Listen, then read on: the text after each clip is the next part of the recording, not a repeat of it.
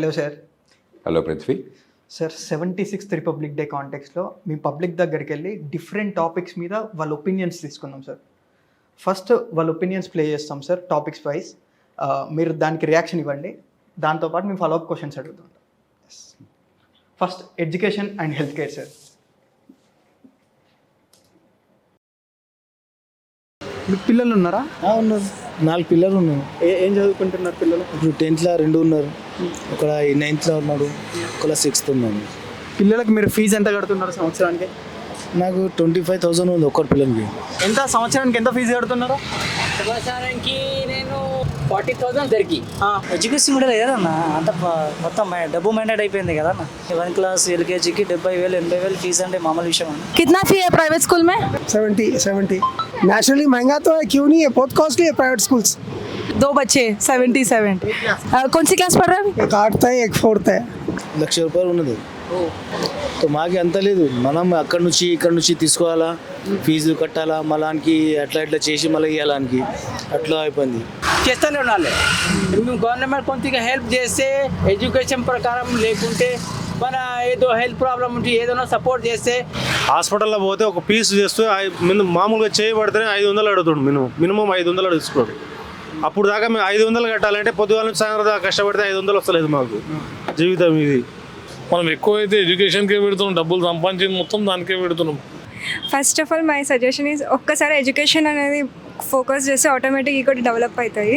ప్రభుత్వం దృష్టి పెట్టవలసింది హాస్పిటల్కి, కరెక్ట్గా వైద్యం చూసుకోవాలి, మంచిగా చూసుకోవాలి. అది స్టడీ చూడాలి, వైద్యం చూడాలి. Education should be equal for every one in India. మీరు ప్రైవేట్ అని ఇదని ఉండకుండా అందరికి ఒకటే ఎడ్యుకేషన్ సిస్టమ్ ఉండాలా. సో అప్పుడు ఏమవుతుందంటే ఆపర్చునిటీస్ అనేది అందరికి ఈక్వల్గా వస్తాయండి. తినేసి మాకు 10,000 వస్తున్నాయి, మాకు 5,000 వస్తున్నాయి అనేస్తే జనాలు ఏం చేస్తారు, పని చేయరు, ఖాళీగా కూర్చుంటారు. దీనికన్నా మంచిగా ఎడ్యుకేషన్కి పెట్టాలి, హెల్త్ కోసం పెట్టారు అనుకోండి, ఆ చేసిన పని బాగుంటుంది. నాకు అడుగుతుంది ఎందుకు వాళ్ళు ఎందుకు నమ్మట్లేరు అంటే ఈ గవర్నమెంట్ హాస్పిటల్లో కూడా మంచి ఫెసిలిటీస్ అనేది ఉండలేదు. ఒక దాంట్లో గవర్నమెంట్ దాంట్లో ఫ్రీగా చేస్తామంటే ఎవరు పోరు, అసలు దాన్ని నమ్మరు.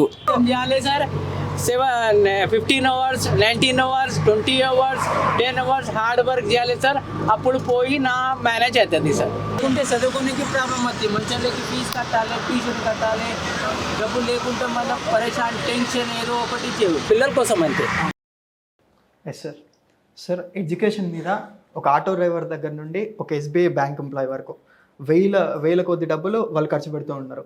ఇది చూస్తే మీకు ఏమనిపిస్తుంది సార్?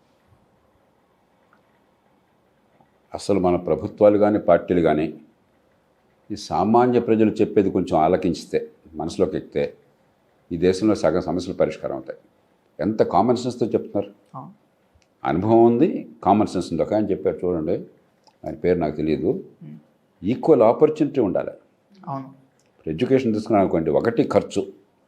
నిరుపేదలకు సైతం 20,000 పెట్టేవాళ్ళు కొందరు, అయితే 70,000 80,000 పెట్టేవాళ్ళు మరికొందరు. లక్షలు పెట్టేవాళ్ళ సంగతి వదిలేద్దాం, వాళ్ళకి ఆ శక్తి ఉంది, వాళ్ళు డబ్బులు ఖర్చు పెట్టుకుంటారని మనకు దానికి వచ్చి ఆందోళన అక్కర్లేదు. ఒకటి ఖర్చు. ఇది పన్నులు కట్టిన తర్వాత, గవర్నమెంట్ బోర్డు డబ్బు ఖర్చు పెడుతున్న తర్వాత, ఇది అందరికీ తెలుసో తెలీదో, ఒక్కొక్క బిడ్డ మీద గవర్నమెంట్ స్కూల్ లెవెల్లో 80,000 నుంచి 1,15,000 రూపాయలు ఖర్చు పెడతాను. ఆ ఖర్చు పెట్టలేదు అనుకోండి, కనీసం మన దగ్గర పన్నులు వసూలు చేయట్లేదు, ఆ డబ్బులు గవర్నమెంట్ ఖర్చు పెట్టలేదు, మనం పెట్టుకోవాలనుకోవచ్చు. ఇంత డబ్బు మన పన్నులు కడితేనే కదా వాళ్ళు ఖర్చు పెడుతుంది. మరి ఇంత డబ్బు ఎందుకు ఖర్చు పెడుతున్నట్టు, మనం ఏమైనా ఖర్చు పెట్టాల్సింది ఎందుకు వస్తుంది? సో ఒకటి ఖర్చు, 2 ఫలితం. సరే ఖర్చు పెట్టాం మన పిల్లల కోసం అని చెప్పిన తంటాలు పడ్డాం. ఏదో విద్య ఏమొస్తుంది అంటే అని చెప్పాడే, ఆపర్చునిటీ అందరికీ రావట్లా. ఎంత కష్టపడ్డా కూడా గవర్నమెంట్ స్కూల్ అయినా ప్రైవేట్ స్కూల్ అయినా 120 మందికి తప్ప మిగతా వాళ్ళకి చదువు అనేది ఏమాత్రం లేదు. ఆ పిల్లలు తప్పు కాదు, పిల్లలు అమాయకులు. మీరు దేవుడిని నమ్మితే దేవుడి ప్రతిరూపాలు పిల్లలు తప్పు ఎట్లా ఉంటుంది? పిల్లలకి విద్య నేర్పడంలో మన తప్పు ఉంది, కానీ పిల్లలు తప్పు ఎట్లా ఉంటుంది? కష్టపడుతున్నారు, పొద్దున్నే స్కూల్కి తల్లిదండ్రులు తయారు చేసి పంపిస్తున్నారు, ప్రైవేట్ అయినా గవర్నమెంట్ అయినా కూడా. యూనిఫామ్లు వేసుకుంటున్నారు, బండి పుస్తకాలు మోస్తున్నారు, ట్యూషన్లు పెట్టుకుంటున్నారు, రకరకాల తంటలు పడుతున్నారు. పిల్లలు తప్పు కాదు, తల్లిదండ్రులు ఎంత త్యాగాలు చేస్తున్నారు, సామాన్యులు ఎంత త్యాగాలు చేస్తున్నారు అక్కడ. తల్లిదండ్రులు తప్పు కాదు. అట్లాగే ప్రభుత్వం తప్పు కూడా కొంతే ఉంది. ప్రభుత్వం ఖర్చు పెడుతుంది, విపరీతంగా ఖర్చు పెడుతుంది.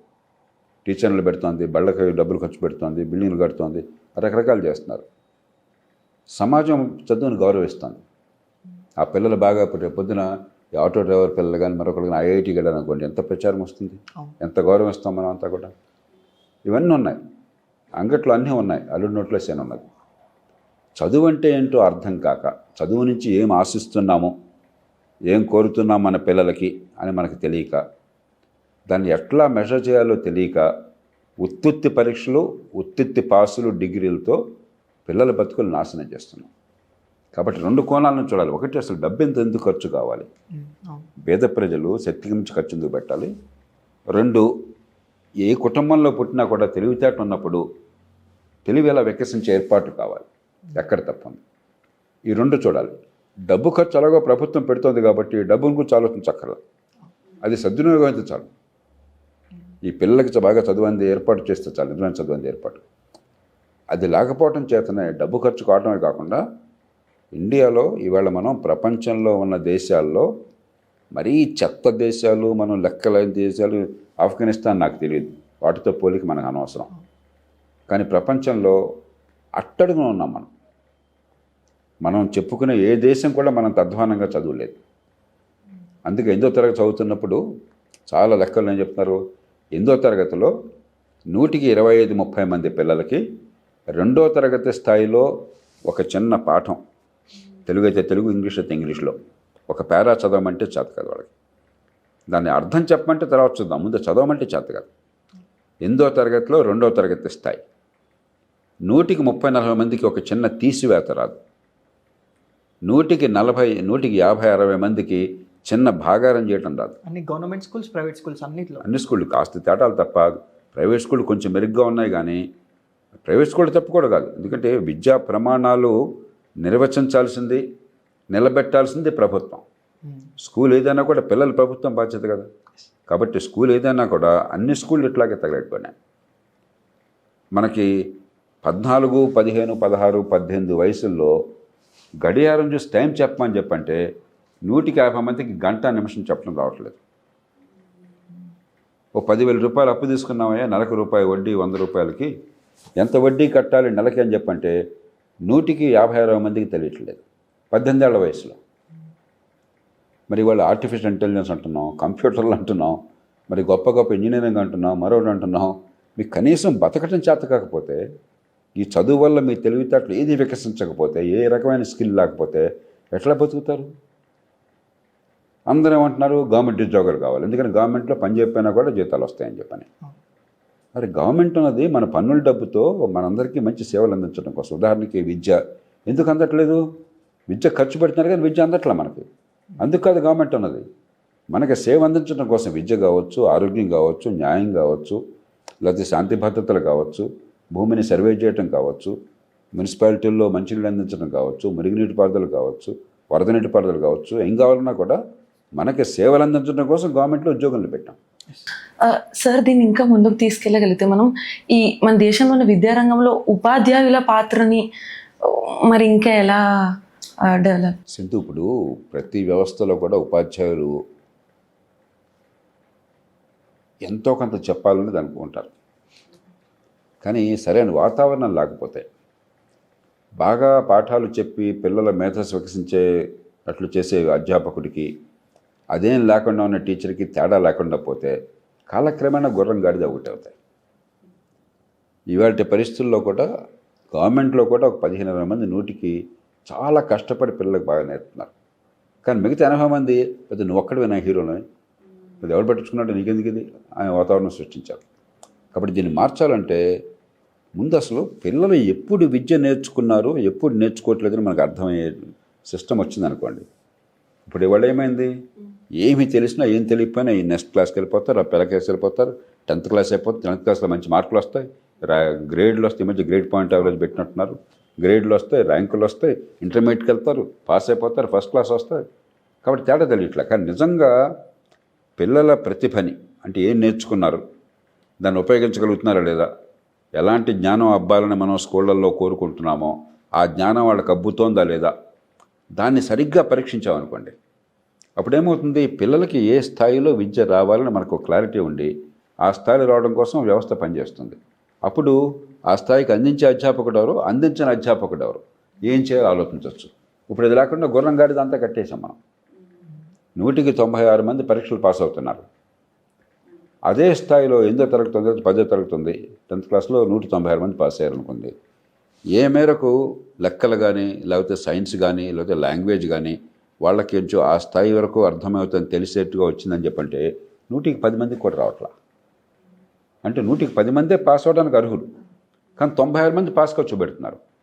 అలాంటప్పుడు మంచి టీచర్ చర్చ చాలా ఎట్లా ఉంటుంది? మంచి టీచర్ 10 మందికి చెప్పండొచ్చు, సరిగ్గా చెప్పినవాడు మిగతా 86 మంది వాళ్ళు పాస్ అవుతున్నారు, వీళ్ళు పాస్ అవుతున్నారు. ఇప్పుడు తేడా ఎలా తెలుస్తుంది మీకు? ఆ తేడా తెలిస్తే కదా టీచర్ బాగుందా లేదా, లేకపోతే ఆ పిల్లలు నేర్చుకుంటున్నారా లేదా, నేర్చుకోకపోతే ఏం చేయాలని ఆలోచించేది. కాబట్టి నిజాయితీ అయినా బుర్ర మీద ఒత్తిడి లేనటువంటి బట్టి కాపీ కొట్టే కాకుండా అర్థం చేసుకున్నారా, అర్థమైందాన్ని ఉపయోగిస్తున్నారా? మీరు చెప్పేది నాకు అర్థమవుతుందా, నేను మీకు అర్థమయ్యే రీతిలో వివరించి చెప్పగలుగుతున్నాను, అది భాష. లెక్కలు ఉన్నాయనుకోండి, మ్యాథ్స్ ఉందనుకోండి, కాన్సెప్ట్స్ నాకు అర్థమైనయా, ఆ కాన్సెప్ట్స్ నిజంగా ప్రాబ్లమ్ సాల్వింగ్ ఉపయోగిస్తున్నానా లేదా. సైన్స్ ఉందనుకోండి, లాజిక్ ఉపయోగించి నేను కొన్ని కంక్లూషన్స్కి వస్తున్నాను లేదా. ఇది కాదు. అంతేగాని 7వ తరగతిలో ఏడో పాఠంలో 3వ పేజీల్లో ఆ పేర బట్టి పట్టడం విద్య కాదు, లేకపోతే కాపీ కొట్టడం విద్య కాదు, లాస్ట్ 3 years క్వశ్చన్ పేపర్లు బట్టి ముక్కుని బట్టి రాసేయటం విద్య కాదు. విద్య అంటే మేధస్సు వికసించాలి, సమాజానికి పనికొచ్చేట్టుగా తయారు చేయాలి. ఆ రకమైనటువంటి విద్యను కనుక మనం ఏం కావాలి ప్రమాణాలు గుర్తించి కొత్త విద్యా విధానంలో అది దానికి ఏర్పాట్లు చేస్తున్నారు. అది లెవెల్స్ ఆఫ్ లెర్నింగ్ అని చెప్పంటున్నాం. కాబట్టి ఆ లెవెల్స్ ఆఫ్ లెర్నింగ్ అర్థం చేస్తుంది. దాని ప్రకారం అది ఆ లెవెల్స్ వచ్చినాయా లేదని చెప్పి మనం సరిగ్గా కనుక ఒత్తిడి లేకుండా తెలివిగా పరీక్షలు పెట్టి దానికి తయారు చేస్తే ఆటోమేటిక్గా సమాజం మొత్తం ప్రతి తల్లిదండ్రులకి పిల్లలు బాగుపడాలని కోరుకుంటాను. ఆ రిక్షా పిల్లలు ఎంత ఆశ ఉంది, నా పిల్లలు బాగుపడాలని చెప్పని. ఒక కార్మికుడిలో ఉంది వాళ్ళు, మరి మా పిల్లలు బాగుపడాలని కోరుకొని తల్లిదండ్రులు ఈ దేశంలో ఏ కులమైనా సరే, ఏ మతమైనా సరే. కాబట్టి ఎప్పుడు బాగుపడుతున్నారు, ఎప్పుడు బాగుపడలేదు అర్థమైంది అనుకోండి, అప్పుడు ఏదో రకంగా సమాజం తంటాలు పడుతుంది. అప్పుడు టీచర్ ట్రైనింగ్ చూడవచ్చు, టీచర్ అజమాయిష్ చూడవచ్చు, రకరకాలు చూడవచ్చు. కానీ అసలు మనం ఏం లక్ష్యం కోసం పనిచేస్తున్నా తెలియకపోతే మీరు చేసేవన్నీ ఊరికి కాగితం మీద కనిపిస్తాయి, ఫలితం ఉండదు. సార్ యాక్చువల్లీ ఈ ఆటో డ్రైవర్తో మాట్లాడుతున్నప్పుడే ఆయన చెప్పింది ఏంటంటే ఆయనకు నెలకు ఒక 10,000 వస్తాయి సార్. పిల్లల ఎడ్యుకేషన్ ఇద్దరికి ఒకరికి 40,000 అవుతాయి సార్. వాళ్ళ పిల్లల ఎడ్యుకేషన్కి 15%కి వడ్డీ డబ్బులు తీసుకొని వడ్డీ చేశారంట. ఇప్పుడు ఆయనకు వచ్చే ఇన్కమ్ తగ్గిపోతూ వస్తుందంట. దానికి మళ్ళీ ఫ్రెష్గా అప్పులు చేస్తూ ఆ అప్పులు తీరుస్తూ ఈ వడ్డీ కడుతూ పిల్లల్ని చదివిస్తున్నాడంట. మరి చూడండి, దీనిలో ఎన్ని విషాదాలు ఉన్నాయో చూడండి. గవర్నమెంట్ ఖర్చు పెడుతున్నా కూడా పిల్లలకి చదువు అందట్లేదు కాబట్టి ఈయనకి ఖర్చు అయింది. అల్పాదామైనప్పుడు ఈయన అప్పులూబులో కూరుకుపోతున్నాడు. పోనీ నేను అప్పులూబులో కూరుకుపోయినా నా పిల్లలు ఎదుగుతారు, నాకు వాళ్ళు సంపాదించే శక్తి వస్తుంది, తెలివితేటలు వికసిస్తాయి అనుకుంటారా అంటే ఈ పిల్లల సంగతి నాకు తెలియదు. కానీ 100కి 70 మంది పిల్లలు, 80 మంది పిల్లలకి ఏమీ బుద్ధి వికసించట్లేదు. చివరికి ఆ కుటుంబం ఎంత విషాదాన్ని పడిపోయింది. చివరికి కాలక్రమేణా ఏమనుకుంటారు, నా పిల్లలు ఈ స్కూళ్ళకి వెళ్ళి డబ్బులు ఖర్చు పెట్టే కంటే చిన్నప్పటి నుంచి నాతో పనిచేసి పూర్వకాలంలాగా రోజు కొంత సంపాదిస్తే మేలనే పరిస్థితికి వస్తారు. వెంటనే మనం పెద్ద ఉద్యమాన్ని మొదలెడతాం. బాల కార్మికులు చెప్పని బాల కార్మికులు వస్తుంది ప్రభుత్వ వైఫల్యం వల్ల, విద్య వైఫల్యం వల్ల. పిల్లలు చదువుకోవద్దని ఈ తల్లిదండ్రులు అనుకోరు, కానీ స్కూల్కి వెళ్తున్నా డబ్బులు ఖర్చు పెడుతున్నా చదివేం అబ్బట్టదు అనుకుంటే ఎందుకు ఆ స్కూల్ వేస్ట్ డబ్బులు ఖర్చు పెట్టడం బయట పెడతారు. అందుకని దీనిలో ఎన్ని విషాదాలు దాగున్నాయో చూడండి.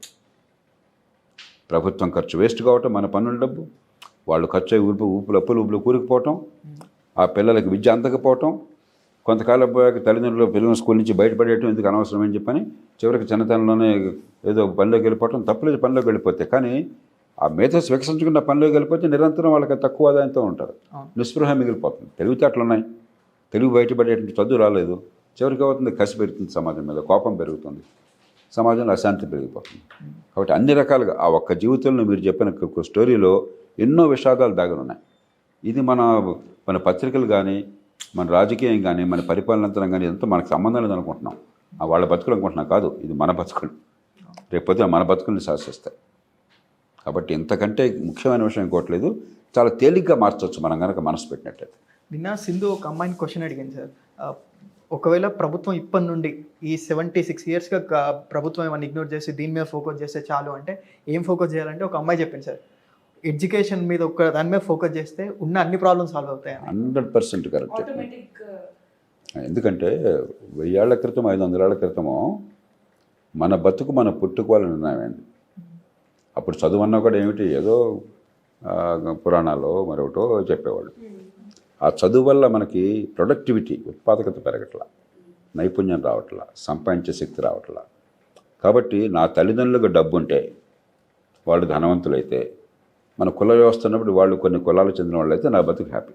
అది ఆనాటి కాలం. ఈనాటి కాలం అట్లా కాదు. టెక్నాలజీ ఎప్పుడైతే వచ్చిందో ప్రతిరోజు కొత్త కొత్త పొంతులు, కొత్త వస్తువులు, కొత్త ఉత్పత్తులు, కొత్త టెక్నాలజీ వస్తున్నాయో, ఎవరి మేధస్సు వికసిస్తే, ఎవరికి స్కిల్స్ ఉంటే, ఎవరికి సమాజానికి కావలసిన వస్తువులను సేవలను తయారు చేసే నేర్పరితనం ఉంటే వాళ్ళు ఎదుగుతారు. ఆ నేర్పరితనం రావాలంటే చదువు. కాబట్టి ఇవాళ ప్రపంచంలో ఆ పాప చెప్పింది 100 రూపాయలు కరెక్ట్. మిగతావన్నీ ఇప్పుడు తాత్కాలికంగా ఇవాళ ఆకలిస్తే తిండి కావాలా, కానీ వాళ్ళు తింటాం మళ్ళీ పరిగెడిపోయి మళ్ళీ మామూలే కదా.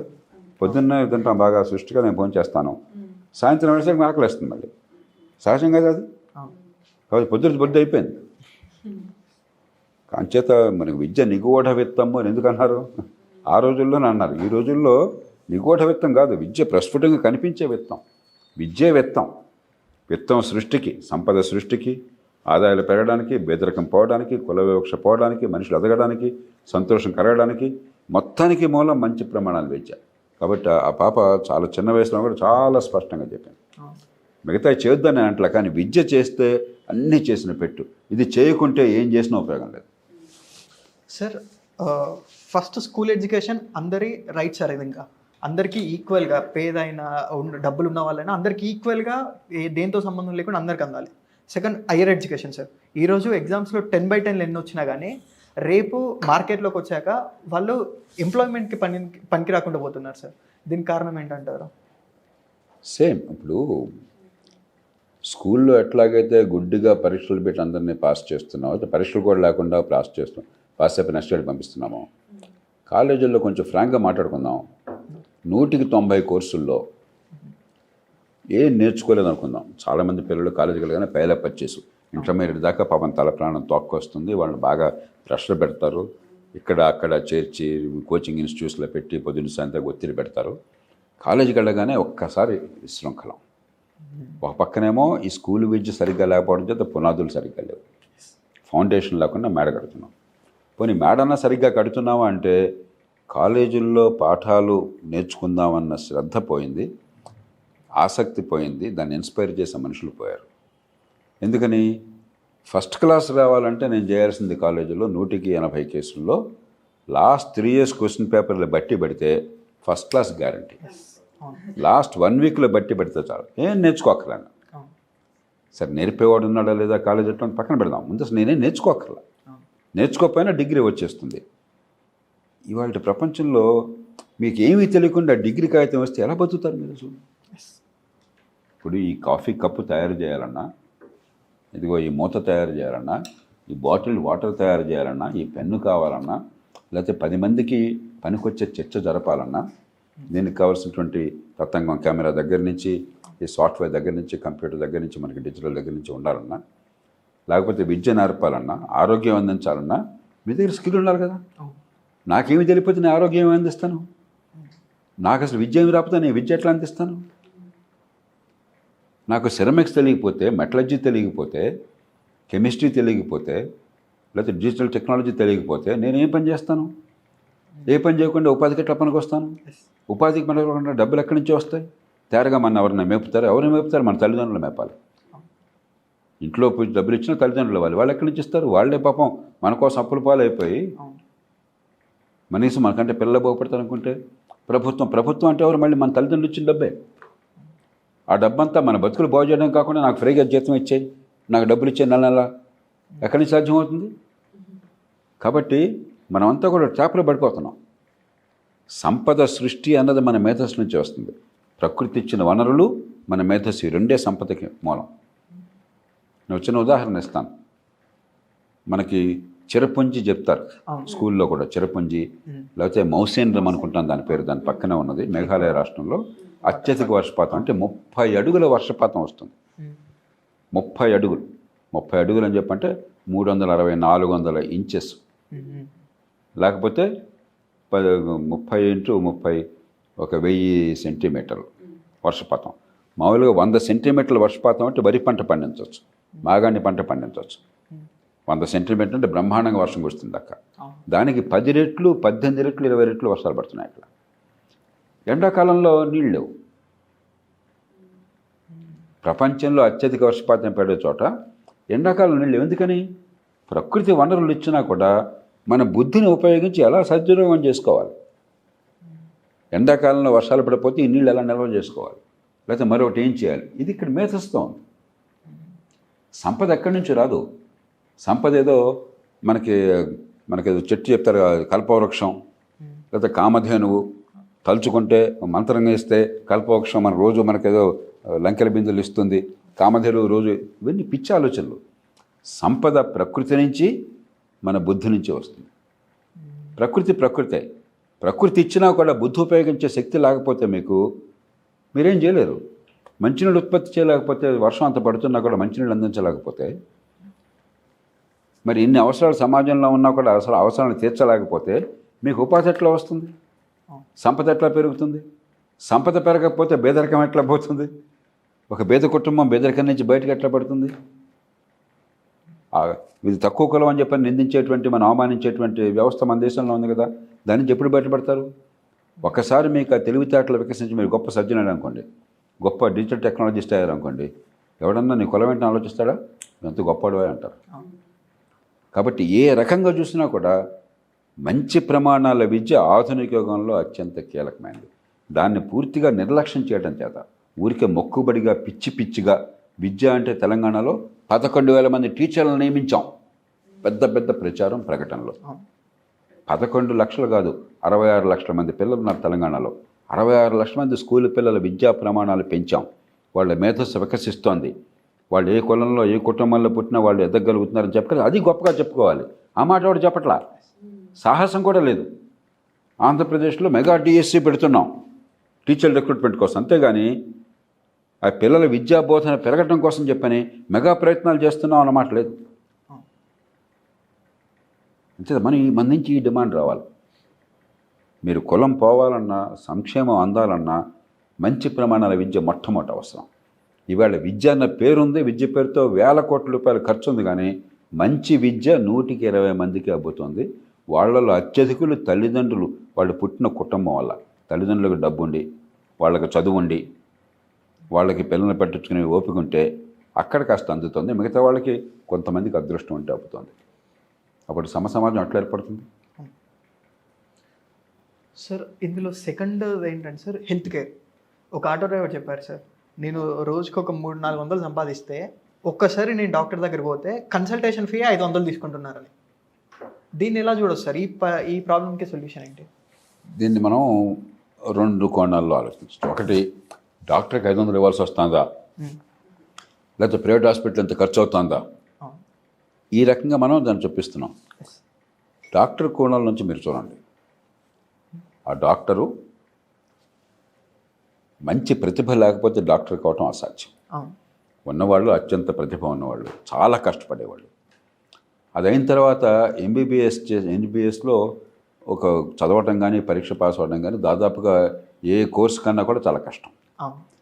అదైన తర్వాత ఆ డాక్టర్ 190 సందర్భాల్లో సరిపోరు. మనకి పోస్ట్ గ్రాడ్యుయేషన్ చేయాల్సి వస్తుంది, ఇంకా కొన్ని సందర్భాల్లో స్పెషలైజేషన్.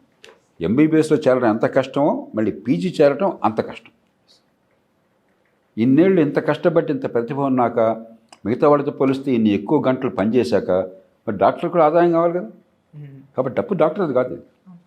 దొంగ డాక్టర్లు మోసం చేస్తే పక్కన పెడదాం, అది దాని గురించి మనం ఆలోచించద్దు. కాబట్టి అలాగే హాస్పిటల్ ఉంది.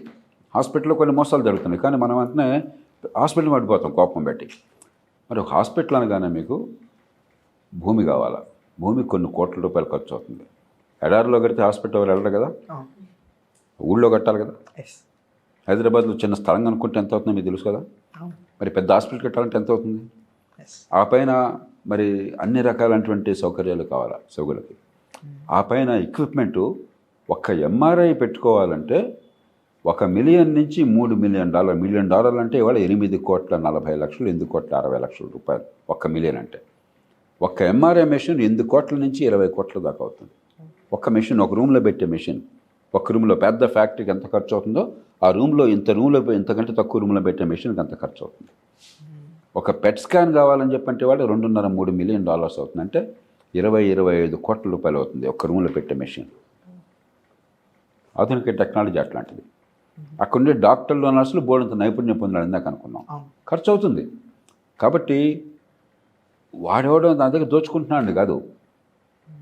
నేను పన్నులు కట్టినట్టు పోషించే ప్రభుత్వం ఆ ఖర్చు అవసరం లేకుండా ఎందుకు నాకు మంచి ఆరోగ్య వ్యవస్థ ఏర్పాటు చేయలేదు?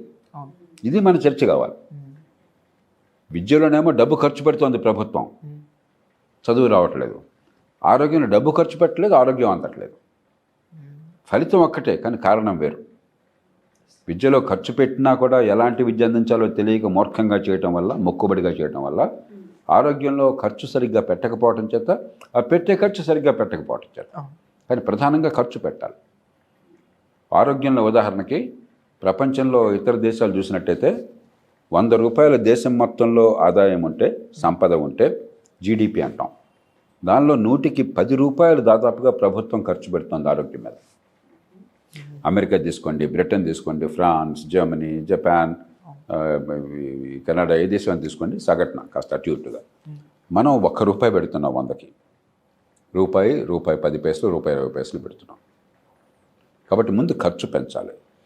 2, ఆ ఖర్చు పెంచేది ఈ మధ్య ఆరోగ్యశ్రీ కానీ, ఆయుష్మాన్ భారత్ కానీ కొన్ని వస్తున్నాయి. కొంతమేరకు భారం తగ్గుతుంది. కానీ కొంతమేరకు భారం తగ్గుతుంది కానీ ఆరోగ్యం బాగుపట్టాల. ఎందుకని? ఆరోగ్యం చెడిపోయిన తర్వాత ఖర్చు మాత్రం నేను పెట్టే బదులు గవర్నమెంట్ పెడతానంటుంది. ఆ మేరకు నా మీద భారం తగ్గితే ఓకే. కానీ ఆరోగ్యం బాగుపడలేదు. ఎందుకంటే ఆరోగ్యం బాగుపడేది ఇక్కడ కాదు, ఇక్కడ బాగుపడాలి. ప్రాథమిక ఆరోగ్యం అంటాం. వ్యాధి రాకుండా నివారణ ఎట్లాగా, పౌష్టికాహారం ఎట్లాగా, టీకాలు ఎట్లాగా, తొలి దశలోనే గుర్తించి వ్యాధి ముదిరిపోకుండానే చికిత్స చేయటం ఎట్లాగా. కొన్ని దీర్ఘకాల వ్యాధులు ఉంటాయి. డయాబెటీస్ ఉంది, మధుమేహం, లేకపోతే రక్తపోటు ఉంది, బ్లడ్ ప్రెషరు, లేకపోతే క్యాన్సర్ ఉంది. అర్లీ స్టేజ్లో గుర్తించి సరిగ్గా మేనేజ్ చేస్తే జీవితం హాయిగా ఉంటుంది, ఆరోగ్యంగా ఉంటుంది. ఆలస్యం అయితే అది గుర్తిస్తే అప్పటికే కాంప్లికేషన్లు వస్తాయి. క్యాన్సర్ అయితే ప్రాణం కూడా పోయే పరిస్థితి రావచ్చు. కాబట్టి ప్రాథమిక ఆరోగ్యం ఎప్పుడైతే అది లేకుండా పోయిందో, ఇప్పుడు ₹500 ఎవరి దగ్గరికి వెళ్తున్నారు? ప్రాథమిక ఆరోగ్యం కోసం వెళ్తున్నారు. నాకు జ్వరం వచ్చింది, డాక్టర్ గారు పరీక్ష చేయాలా, కొన్ని వైద్య పరీక్షలు చేయించాలా, మందులు ఇవ్వాలా, ఇది కదా కావాల్సింది. దాన్ని బట్టి దానికి 500 డాక్టర్కి అయితే వైద్య పరీక్షలకు 2000 అవుతుంది. ఎగ్జాక్ట్లీ. మందులకు 200, 300, 500 మందులను బట్టి అవుతుంది. ఇది జరిగింది సగటున. 3000 అయితే ఖర్చు అవుతుంది మామూలుగా ఫస్ట్ పాయింట్ ఆఫ్ కాంటాక్ట్ దగ్గర. ఎప్పుడైతే సరిగ్గా అందట్లేదో మనకి ఎన్ని రూపాయలు ఖర్చు అంటే మనం ఏం చేస్తాం?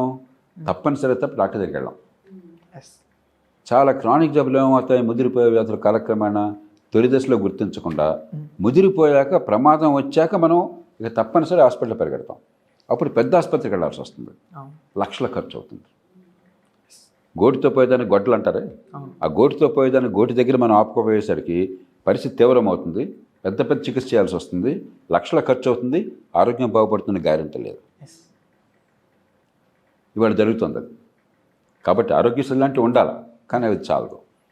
మనకి ఇక్కడ ఈ స్థాయిలో మంచి ఆరోగ్యం అందించాలి. ఎప్పుడైతే ఈ స్థాయిలో అందట్లేదో, మీరు ఒకసారి ఉస్మానియా ఆసుపత్రి చూడండి. రోజుకి 6000 మంది అవుట్ పేషెంట్లు వస్తారు. అంటే 6000 మంది కొత్తగా రోగులు డాక్టర్ని మొట్టమొదటిసారి చూడడం కోసం చెప్పని ఏదో చిన్న జబ్బు పెద్ద జబ్బు కారణంగా రోజుకు 6000 మంది వస్తున్నారు. గాంధీ హాస్పిటల్ రోజుకు 4000 వస్తున్నారు. All India institute medical sciences ఢిల్లీలో ఉంది, దేశంలో అగ్రగామి సంస్థ. రోజుకు 10,000 మంది వస్తున్నారు. ప్రపంచంలో ఎక్కడా కూడా ఈ స్థాయి ఆసుపత్రికి 1,000 మంది వెళ్ళరు. ఎందుకంటే ఎక్కడికక్కడ ముందు చికిత్స అందిపోతుంది. ఇక్కడ సాధ్యంగాని కొద్ది మంది 100లో 5, 6 ఇక్కడికి వెళ్తారు. ఇక్కడ 100లో 2, 3, 5, 6 ఇక్కడికి వెళ్తారు. అంటే ఇక్కడ 100లో 6, 6లో మళ్ళీ అంటే 100కి ఒక్కడు రావాల్సింది ఆ హైదరాబాద్ చుట్టుపక్కల ఉంటే 100 మంది ఇక్కడికి ఇచ్చేస్తారు. ఆ హాస్పిటల్కి బాగానే మనందరికీ ఆ హాస్పిటల్ ఎలా ఉంటుందో మనకు తెలుసు. ఇన్ని వేల మంది పాపం డాక్టర్లు నేను దేవుళ్ళ బాత్రూంలో ఉండవు, చికాగ్గా ఉంటుంది, ఫ్యాన్లు సరిగ్గా ఉండవు, కారిడార్స్ సరిపోవు, కీ బ్యామ్ అంటూ ఉంటారు. డాక్టర్ రోజుకి ఒక డాక్టర్ 2 డాక్టర్లు 2 గంటలు 200 మందిని చూడాలా? ఏం చూడగలుగుతారు? అందుకని ఇక్కడ లాభం లేదు ప్రైవేటు. కాబట్టి మంచి ప్రమాణాల ఈ ప్రాథమిక ఆరోగ్యం, ఈ గ్రేడెడ్ ఏ స్థాయిలో ఏ చికిత్స అందాలని చెప్పాను అది సరిగ్గా చేస్తే మన అదృష్టం కొద్దీ ఈ దేశంలో ఏంటంటే మందుల పరిశ్రమ మనం ప్రపంచ ఛాంపియన్. వరల్డ్ క్లాస్ మందులు లోయెస్ట్ కాస్ట్ ఇండియాలో మనం తయారు చేయగలుగుతున్నాం, టీకాలు కానీ మందులు కానీ. అలాగే మన డాక్టర్లు కొన్ని ఖరీదైన వైద్యం ఉంది, హార్ట్ సర్జరీ ఉంది, కిడ్నీ సర్జరీ ఉంది, నీ సర్జరీ ఉంది, ఇతరమైనవి ఉన్నాయి, చాలా ఖరీదైనవి చాలా దేశాల్లో. ఇండియాలో అతి తక్కువ ఖర్చుకి వరల్డ్ స్టాండర్డ్స్తో చేయగలుగుతున్నాం. కాబట్టి మనం కనుక ప్రభుత్వం కొద్దిపాటి ఖర్చు, మనం 100కి 1 రూపాయి పెడతాం అన్నాం, 100కి 10 రూపాయలకి వెళ్ళక్కర్లా, వెళ్ళలేం మనం. 100కి 2 రూపాయలు చేస్తే చాలు. ఇవాళ రూపాయి పావులో ఉన్నది 2 రూపాయలు, అది చేస్తే సరిగ్గా చేస్తే చాలు. ప్రతి స్టేట్లో మంచి ఆరోగ్యం అందుతుంది 100కి 90 మందికి. డబ్బు ఉన్న వాళ్ళకి ఇన్సూరెన్స్లో పాటు వాళ్ళు చూసుకుంటారు, మన బయట దాంతో ఆందోళన పడక్కర్లేదు. కానీ మిగతా వాళ్ళందరికీ గౌరవప్రదమైన ఆరోగ్యం అందుతుంది, ప్రభుత్వానికి ఖర్చు విపరీతంగా ఉండదు, కుటుంబాలకు ఆదాయం మిగులుతుంది. పని ఎప్పుడైతే చేయలేకపోతున్నారో మీరు చూడండి, పేదరికం ఉన్న చోట అనారోగ్యం వల్ల చాలా రోజులు పోయి సంపాదించే శక్తి లేకపోవడం, ఉత్పాదకత పోవటం, తర్వాత సగటు జీవితకాలం తగ్గిపోవటం. మీరు ఒకసారి పేదలు ధనికులు మధ్య చూడండి తేడా. కనీసం 10-12 ఏళ్ళు సగటు జీవితకాలం పేదలకు తగ్గిపోతుంది. సకాలంలో సరైనటువంటి చికిత్స లేకపోవటం చేత, లేకపోతే ఎర్లీ డయాగ్నోసిస్, డయాబెటీస్ ఉంది పట్టించుకుని జాగ్రత్తగా మేనేజ్ చేసుకుంటే, బీపీ ఉంది పట్టించుకుని మేనేజ్ చేసుకుంటే జాగ్రత్తగా, క్యాన్సర్ ఉంది ఎర్లీగా డయాగ్నోస్ చేస్తే ఉండే తీరు వేరు, పట్టించుకోకుండా చివరి దాకా ఆగితే ఉండే తీరు వేరు. పాము కాటు దగ్గర నుంచి క్యాన్సర్ దాకా మరణించే వాళ్ళు పేదలు అయితే చాలా తొందరగా పోతున్నారు. కాబట్టి పేదరికంలో పుట్టిన పాపానికి చదువు అందట్లేదు, పిల్లలు చదువుకునే అవకాశం దొరకలేదు, మీరు త్యాగాలు చేసిన పిల్లల చదువు అందట్లేదు, వచ్చే తరం పెరుగుతున్న నమ్మకం కలగట్లేదు, సరైన ఆరోగ్యం అందట్లేదు, ఒళ్ళు హోనం అయిపోతుంది, కుటుంబాలకు ఆదాయం పోతుంది, ఖర్చు అయిపోతుంది, జీవితకాలం తగ్గిపోతుంది. ఎంత అన్యాయం ఇది! ఈ పార్టీలన్నీ పేదల కోసం మేము ఉన్నాం అంటారు. మా గుండె హనుమంతుడు రాముడు చూపెట్టిన నా గుండె చూపెడతాం అంటారు. జరిగేది ఇది పేదలకి. కాబట్టి వాళ్ళకి చెప్పింది మన వాళ్ళు ఉండే కూడా 100% పేదరికం పోవాలి, అందరికీ అవకాశాలు రావాలంటే మంచి ప్రమాణాల విద్య, మంచి ఆరోగ్యం, ఇంతకు మించిన వేరే మందు లేదు. సార్ హెల్త్ ఎడ్యుకేషన్ ఇంపార్టెంట్ అని మేము వాళ్ళని హెల్త్ మీద ఎడ్యుకేషన్ మీద క్వశ్చన్స్ అడగాలి సార్. వాళ్ళే మాట్లాడుతూ ఉన్న సమస్యలు ఏంటంటే ఈ సమస్యలు అని చెప్పారు. ప్రజల్లో ఈ సమస్యలు ఉంటే పబ్లిక్ డిస్కోర్స్ మాత్రం ఎప్పుడు టీవీ ఓపెన్ చేసినా సోషల్ జస్టిస్ అని, లేకపోతే ఇంకోటని, ఇంకోరు వచ్చి కులాల సెన్సస్ చేస్తాము, అవును నీ కులం ఎంతమంది, నీ కులం ఎంతమంది. ఇప్పుడు మనం ఇక్కడ ఉన్నాం, నిజంగా నాకు మీ కులం ఏంటో తెలియదు, నాకు ఇంతవరకు తెలుసుకునే ఆలోచన కలగలేదు. మీ కులం అంటే తెలియదు. కులాలు లేవని నేను అంటల్లా, ఉన్నాయి. కుల వివక్ష ఉంది చాలా కాలం పాటు, పోవాలని కోరుకుంటున్నాం. కాబట్టి కులం పేరుతో రిజర్వేషన్లు కొంతకాలం కొనసాగాలి. కానీ ప్రతి ఊళ్ళో, ప్రతి ఆఫీస్లో, ప్రతి ఇంట్లో నీ కులం ఏది, నీ కులం ఏది వాడు గుర్తు చేసి నీ కులం వేరు, నా కులం వేరు అన్న భావాన్ని పెంచడం మన సమాజంలో సమాజం సృష్టించేది. ఎవరిని మోసం చేయడం కోసం? లేకపోతే నీకు ఫ్రీగా ఇస్తా, నువ్వెవడవయ్యా, నువ్వు దానకర్ణుడివా, నువ్వు రాజువా, నువ్వు నేను ఓటేస్తే నువ్వు అడు కూర్చున్నావు, లేకపోతే ఇంటికి వెళ్ళి ఉండేవాడు, నేను పన్నులు కడితే నువ్వు కొరుకుతున్నావు, నువ్వు నాకు ఇచ్చేది ఏంటి బోడి? మా అందరికి చేయాల్సిన పనులు చేయి, విద్య అందించు, ఆరోగ్యం అందించు, మంచి రోడ్లు అందించు, పోలీసులు అందించు, న్యాయం అందించు, అందరికీ సమానంగా బతికే అవకాశాన్ని కల్పించు, హాయి గౌరవంగా తలతో బతికే అవకాశం కల్పించు. దాని గురించి చర్చ లేదు. ఎంతసేపు ప్రకటనల్లో మేము ఇది ఇచ్చాం, ఇటు బాబుగాడు సొమ్ము ఇచ్చినట్టుగా నాకు కొంచెం పరుషంగా మాట్లాడుతుంది. ఎందుకంటే ముళ్ళుగారితో పొడిస్తే కానీ మన జనానికి కూడా అనదు. వాడు బాబుగాడు సొమ్ము మనకి ఇచ్చినట్టుగా, వాడు తాకట్టు పెట్టి ఇచ్చినట్టుగా మన డబ్బుతో వాడు కులుకుతున్నాడు, సగం పైగా తింటున్నాడు, కొద్దిగా పంచుతున్నాడు, పంజారం చేస్తున్నాడు. వాడు రాజు, మనం భట్లు అనుకుంటున్నాం, భృత్యులు అనుకుంటున్నాం. అసలు ఏదైతే కావాలో మన బతుకులు బాగుపడడానికి ఏదో అవసరమో విద్య, ఆరోగ్యం, న్యాయం అందటం అందరికీ, ఈ మాత్రం చర్చన పట్టించుకున్నాం. కాబట్టి ఇది బాగా టైం పడుతుంది, కానీ చివరి మనిషికి గట్టిగా వెళ్ళాలి. ఈ పార్టీ ఆ పార్టీ మనకు అనవసరం, ఈ కులం మనకు అనవసరం. కులం మన కూర అనట్లేదు, ఆ పార్టీ అన్నం పెట్టట్లేదు. మన బతుకులకు పోగొట్టేది మన కష్టం వల్ల, మన పిల్లల తెలివితేటల వల్ల, మనకున్న మంచి ఆరోగ్యం వల్ల తప్ప ఎవడి వల్ల ఎవడి దాదాక్షణ వల్ల బతకడెవడు. అది జనంలోకి రాకుండానే వీళ్ళ ఫ్యాక్షన్లు, వీళ్ళ కులాలు, ఈ సంక్షేమాలు, ఈ ఉచితంగా ఇచ్చారని చెప్పి అంటారు. ఒకళ్ళని చూసి ఒకళ్ళు. చివరికి ఏ పరిస్థితి వచ్చిందంటే కొంతమంది ఇప్పుడు లోక్సత్తా పార్టీగా పోటీ చేస్తున్నప్పుడు ఇలాంటి దానికి వెళ్ళా. నాకు తెలుసు, అప్పుడే తెలుసు ఓడిపోతామని చెప్పాను. కానీ ఎన్నికల్లో పోటీ చేసేవాళ్ళు ఓడిపోతామని సిద్ధపడి వెళ్ళరు కదా. ఉన్నంతలో గెలవాలనే కదా వాళ్ళ ప్రయత్నం, గెలిచేది చేద్దామనే కదా ఉద్దేశం. కాబట్టి ఏమన్నా నిజంగా చేద్దామన్న ఉద్దేశం ఉన్నా కూడా ఈ పద్ధతులు పాటించకపోతే ఛాన్స్ లేదు కాబట్టి ఆ దారికి దిగటం, వీడిని చూసి వాడు, వాడిని చూసి వీడు. కాబట్టి ఇది విత్తు ముందా చెట్టు ముందా? జనం మేలుకుంటారా, ఈ నాయకులు అనే పడే వాళ్ళకి బుద్ధి వస్తుందా, ఏది ముందన్నది మనం చూసుకోవాలి. కానీ రెండు కోసం మనం గట్టి ప్రయత్నం చేయాలి. ఒకరి కోసం ఒకరు వెయిట్ చేసి తిట్టుకుంటే లాభం లేదు, సమాజం అల్లకల్లం అయిపోతాం. సార్ నిన్న కొంతమంది యువతతో మాట్లాడుతున్నప్పుడు క్యాస్ట్ మీద, రిజర్వేషన్స్ మీద వాళ్ళ వ్యూస్ చెప్పారు సార్. ఒక్కసారి అది కూడా చూద్దాం. క్యాస్ట్ దాంట్లో వేరియేషన్స్ అనేది తీసేయాలి. రిజర్వేషన్స్ ఇప్పుడు నార్మల్గా ఇప్పుడు నేనే ఉన్నా, నాది బీసీబీ ఉంది. నాకు మొన్న గ్రూప్ 3లో గ్రూప్ 4లో they should give opportunities to general caste, ST caste. They have to give all the caste. ऐसा नहीं कि वो सिर्फ एक ही caste को दे, वो हर एक caste को अलग ना देख के एक ही के जैसा देखे. सोशल डिस्क्रिमिनेशन हर जगह पे होता है.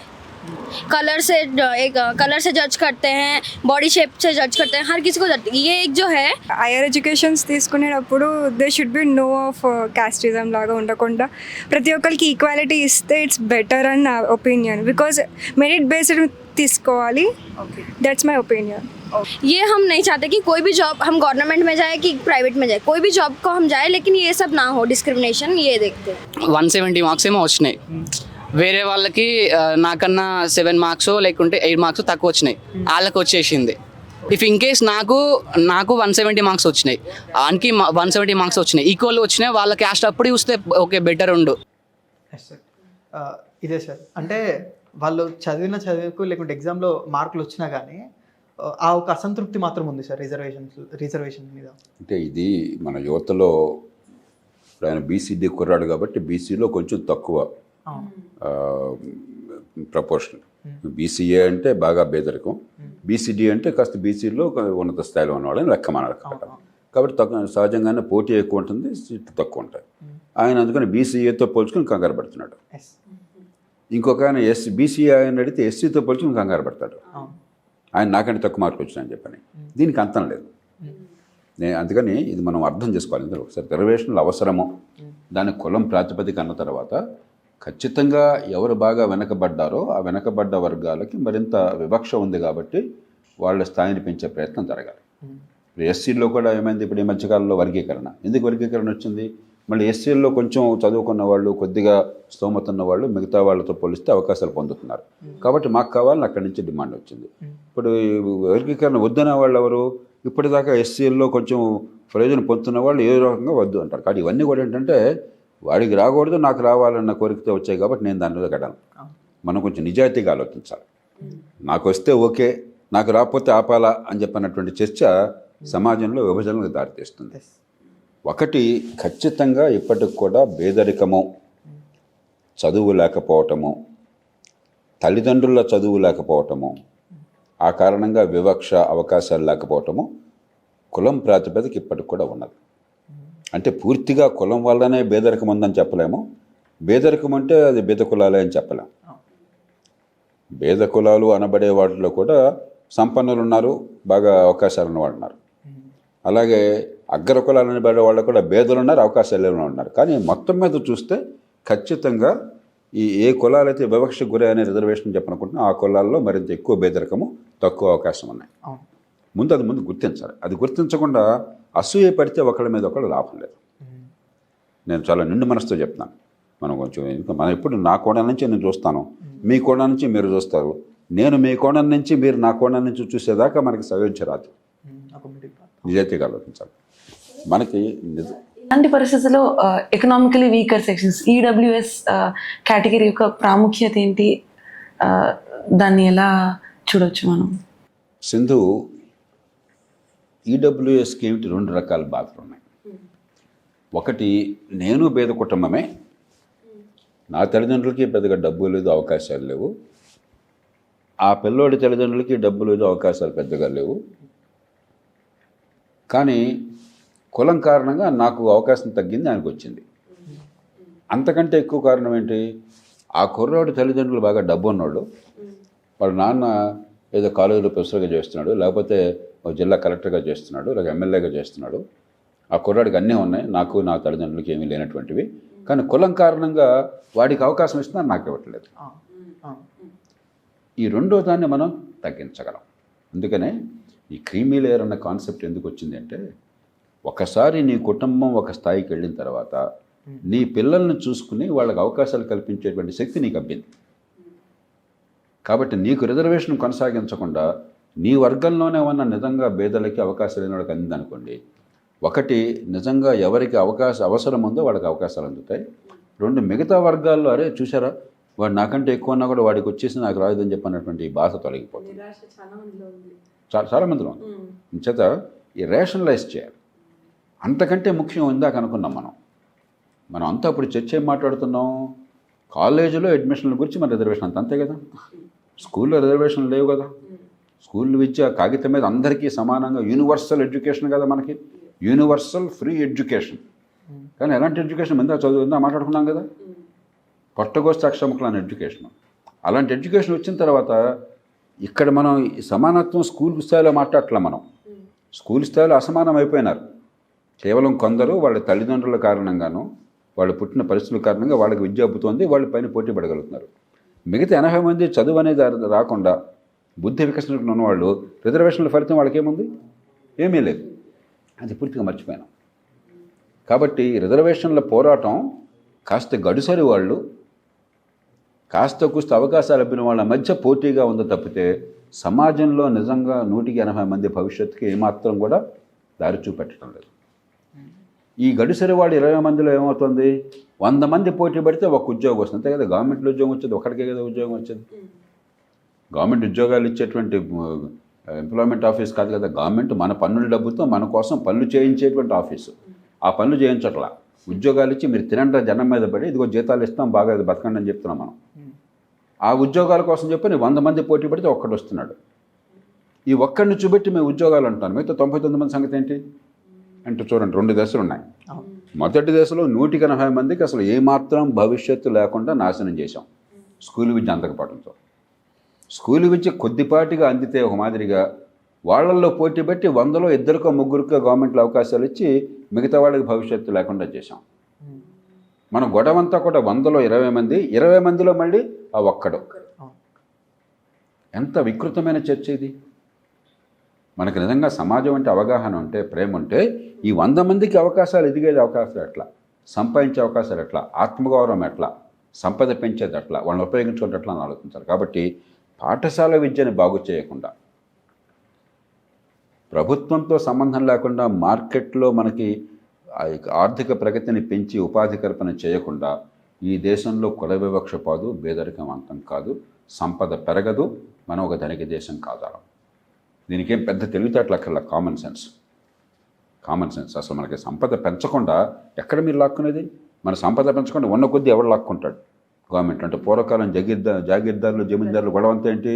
గవర్నమెంట్తో ఎవడికి సంపర్కం ఉంటే, గవర్నమెంట్లో ఎవడికి చేతులు ఉంటే, రాజస్థానంలో ఎవడుంటే వాడు దేశాన్ని దోచుకునేవాడు, మిగతా వాళ్ళంతా భృత్యులు. అలాంటి సమాజాన్ని సృష్టిస్తున్నాం మనం. దీని నుంచి బయటపడాలి. కాబట్టి ఒకటి పాఠశాల విద్య, school education, quality school education, ఎక్కడ పుట్టిన క్వాలిటీ, దానికి ప్రాణం వడ్డైనా సరే ఈ సమాజం డబ్బులతో సంబంధం లేకుండా అందరికి అందించగలగాలి. 2, అది అయిన తర్వాత ఉన్నత విద్యలో అవకాశాలు, తెలివితేటలు ఉంటే, కష్టపడే తత్వం ఉంటే డబ్బు అనేది అవరోధం కాకుండా ఎక్కడికైనా వెళ్ళే అవకాశం అందరికీ అక్కర్లేదు. స్కూల్ విద్య ఉంటే ప్రతి ఒక్కళ్ళకి హైయర్ ఎడ్యుకేషన్ అక్కర్లేదు. వాళ్ళ ఆసక్తి, వాళ్ళ ప్రతిభ అక్కడ ఉంటే మాత్రం డబ్బులు అనేది అవరోధం లేకుండా అందించడం. ఆ తర్వాత జాబ్ క్రియేషన్ మార్కెట్లో. గవర్నమెంటే ఉద్యోగాలు ఇచ్చే ఏజెన్సీగా ఉండకూడదు. 3వది గవర్నమెంట్లో ఉద్యోగాల గిరాకీ తగ్గించడం.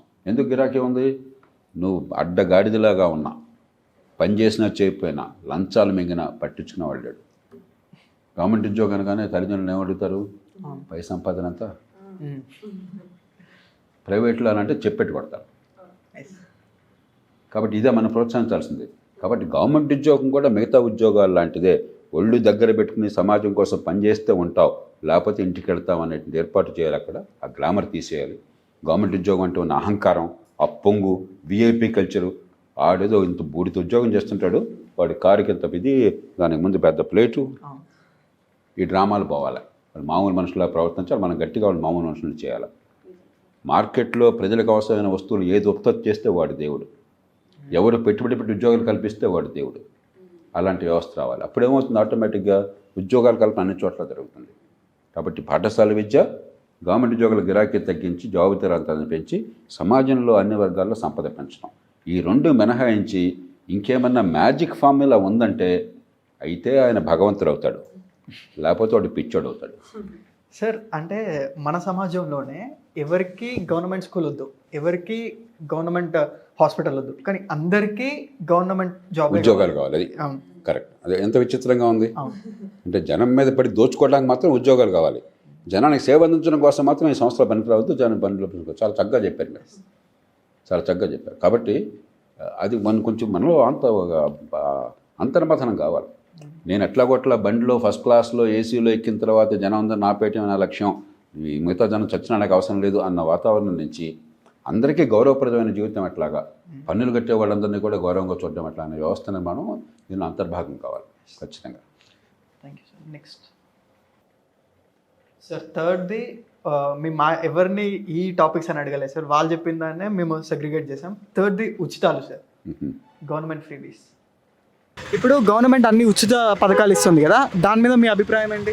వేస్ట్ బ్రో, ఉచితాలు ఇవ్వడం అసలు వేస్ట్. ఇది ఏ ఉచితాలు ఇచ్చినా వేస్ట్ ఉచితాలు ఇవన్నీ సార్. పని చేసుకుంటేనే మనకు. బస్సు అయితే వేస్ట్, నాకు తెలిసి అయితే బస్సు గురించి అయితే వేస్ట్. ఎడ్యుకేషన్ కోసం పెట్టండి, పబ్లిక్కి ఉపయోగం ఉంటుంది. హాస్పిటళ్ళ కోసం పెట్టండి, దానికోసం ఉపయోగం ఉంటుంది. హెల్త్ కోసం పెడితే ఉపయోగం ఉంటుంది. కానీ ఈ బస్సులు కరెంట్ ఫ్రీ, ఆ ఫ్రీ అంటే వేస్ట్ అండి. ప్రభుత్వం జనాలకు కావాల్సింది ఏంది, ఒకటి ఎడ్యుకేషన్ కావాలి, హెల్త్ కోసం అయితేనే మంచిగా ఉంటుంది నా అభిప్రాయం అండి.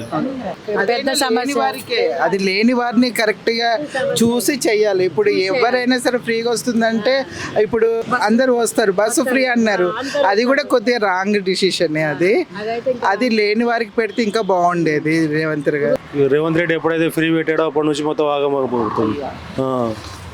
రేవంత్ రెడ్డి ఫ్రీ పెట్టాడు, మొత్తం ఆగమైపోయింది, ఏం లేకుండా చేసిపోయిండు. ఇప్పుడు గంట సేపు అవుతుంది, గంట సేపు నుంచి ఒక బుకింగ్ కూడా వస్తలేదు. అలాడు పొద్దుగాల నుంచి చేస్తే 400 కూడా చేయలేదు. ఇవి చేసినాం, 300 చేసినాం ఇప్పుడు దాకా. ఆటో కిరాయిలు కట్టలేక, అక్కడ ఫైనాన్స్ కట్టలేక, ఇంటికాడ పోసుకోలేక, పిల్లల ఫీజులు కట్టలేక ఆగమవుతున్నాం అంతే. ఇప్పుడు ఎవరు పని చేస్తారు చెప్పండి? నాకు 10,000 ఇస్తారు నెలకంటే నేను ఇంట్లోనే కూర్చొని తింటా, పని అవసరం లేదు నాకు, ఇంట్లోనే కూర్చొని తింటా. ఇప్పుడు మనం పిల్లల కోసం ఆలోచించలే కానీ మన గురించి ఆలోచించి ఏం ఫైదా? వాళ్ళకి పెట్టిండ్రు, లేని వాళ్ళకి పెట్టిండ్రు. అదే లేని వాళ్ళకి పెడితే అందరికి యూజ్ అవుతుంది. ఇప్పుడు పెట్టినందుకు ఏం లాభం అవుతుంది? కొట్టుకొని వస్తారు జనాలు. ఉన్న వాళ్ళకి అదే ఉంది, లేని వారికి కూడా చాలా బాగుంది ఇది బస్ ఫ్రీది. లేని వారికి అయితే ఇంకా చూసి పెడితే ఇంకా బాగుండేది. ఈ చర్చలో 3 అంశాలు వచ్చినాయి, వారు చెప్పిన దానిలో వస్తుంది. ఒకటి, కష్టజీవులందరూ ఒకే రకంగా ఆలోచిస్తారు. మీరు చూడండి, ఆటో నడిపే మనిషి కానీ, లేకపోతే చిన్న షాప్ నడిపే మనిషి కానీ, ఒకళ్ళు కానీ ఒకసారి కష్టపడి కష్టం నుంచి సంపాదించిన అర్థమైన వాళ్ళందరూ కూడా ఉచితాల వల్ల బతుకులు బాగుపడడం అర్థమవుతుంది. వాళ్ళందరూ బేద కుటుంబాలను చూసిన వాళ్ళు. ఆటో 400 రూపాయలు సంపాదించనే వాళ్ళు రోజంతా కష్టపడ్డా కూడా నాకు డిమాండ్ తగ్గిపోయింది, ఆడపిల్లలకి ఫ్రీగా అవడం చేద్దాం చెప్పిన మనిషికి అంటే ధనికుడు కాదు కదా, కష్టజీవి కదా. కష్టజీవి అయినా కూడా వాళ్ళకి నిజంగా ఆర్థిక వ్యవస్థ ఎట్లా నడుస్తుందని చెప్పన్నది డిగ్రీ చదువుకున్న వాళ్ళకంటే కామన్ సెన్స్తో, అనుభవంతో వాళ్ళకి అర్థమవుతుంది. సంపాదన ఎట్లా వస్తుంది? 10 మందికి కావాల్సిన పని చేస్తేనే కదా, వాళ్ళ అవసరం తీరిస్తేనే కదా. అది లేకుండా ఫ్రీగా ఎట్లా ఇవ్వగలుగుతారు అన్న ప్రశ్న అక్కడి నుంచి వస్తుంది. రెండో ప్రశ్న ఏమొస్తుంది, సంక్షేమం పేదలకు కష్టంలో ఉంటే అవసరమేను, కానీ ఆ పేరుతో అందరికీ ఇస్తే ఎట్లాగా, నిజంగా పేదలకు ఇవ్వండి అని. ఒకప్పుడు పేరు కూడా చెప్తాను, మొహమాటం ఉంది, మన నల్గొండ జిల్లా నుంచి ఉత్తమ్ కుమార్ రెడ్డి గారు సివిల్ సప్లైస్ మంత్రిగా ఉన్నారు. అసెంబ్లీలో నా దగ్గరికి వచ్చారు, సార్ ఏమిటిది తెల్లకారులు కావాలని చెప్పి రైస్ మిల్లర్ కొడుతున్నారు, ఆయన మంత్రి శాఖ నా జిల్లాలో నా కాన్స్టిట్యూషన్లో ఏమైనా రైస్ మిల్లర్ నువ్వు కోటేశ్వరుడు నీకెందుకు చెప్పంటే ఆరోగ్యశ్రీ తెల్ల కార్డు ఇస్తూ ఉంటున్నారు, నాకు ఎప్పుడు అవమానంగా ఉంది కావాలని అంటున్నారు, ఇట్లా తయారైపోయిందని మంత్రి వాపోతున్నారు నిజాయితీగా. అంటే ఏమైపోయింది, ఎవరికి అవసరం ఉంది, అర్హత ఉంది, బేదలకంది కాకుండా చేసరికి పరిశ్రమ ఒప్పందం అవుతుంది. మూడోది, అసలు నిజమైనటువంటి భవిష్యత్తు మనకు వచ్చేది మనకు అవకాశాలు పెరగటం వల్ల అంతలో ఇందాక చర్చకుని జనంగా కనిపిస్తుంది. ఈ నేపథ్యంలో మనం చూడాల్సింది ఏంటంటే 2 విషయాలు చూడాలి. ఉచితాలు ఇవ్వాలా వద్దా అన్న చర్చ నా దృష్టిలో దానికి కాలం దాటిపోయింది. ఈవేళ ఏ పార్టీ అన్నా ఏ అభ్యర్థి అన్నా మేము ఉచితాలు ఇవ్వము అని చెప్పంటే మేము ఎన్నికల్లో పోటీ పాలు పంచుకోవట్లేదు అని అర్థం. పేరుకి మీ పేరు బ్యాలెట్ పత్రంలో ఉన్నా కూడా మీరు ఎన్నికల్లో ముందుగానే ఓటమిని స్వీకరించారు, డిపాజిట్లో పోతాయి. కాబట్టి మనం ప్రాక్టికల్గా మాట్లాడాలి. మనం ఒక పేద దేశంలో ఉన్నాం. డబ్బున్న ప్రజాస్వామ్య దేశాల్లో కూడా కొంచెం ఉచితాల ప్రభావం ఉంటుంది. మీరు ఉండదు అనుకోబోకండి, అక్కడ సంక్షేమం దాని మీద చర్చ జరుగుతుంది. ప్రజాస్వామ్యం అంటే మనం అందరం కలిపిపోవాలి. కాబట్టి ఉచితాలు ఉండాలా వద్దా అని చెప్పన్న చర్చ దాటిపోయింది, ఆ స్థాయి దాటిపోయింది. కాబట్టి మనం చేయాల్సిందంటే మొట్టమొదటి ప్రభుత్వం అసలు ఏ పని చేయాలి, ప్రయారిటీస్ ఏంటి. రెండోది, ఉచితాలు కావాలి పేదల కడగండ్లు కొంత తగ్గించడం కోసం, కానీ దానికి ఏమాత్రం ఒక బ్యాలెన్స్ ఉండాలి. ఉచితాలకే మిగతా పనులకి ఏ లిమిట్ వరకు, ఈ 2 క్లారిటీ కావాలి. మొట్టమొదటిది మనం ఆలోచించాల్సిన ముందు ప్రభుత్వం ఎందుకుంది, మానవ సమాజం ఒక ప్రభుత్వాన్ని ఎందుకు ఏర్పాటు చేసుకున్నాం.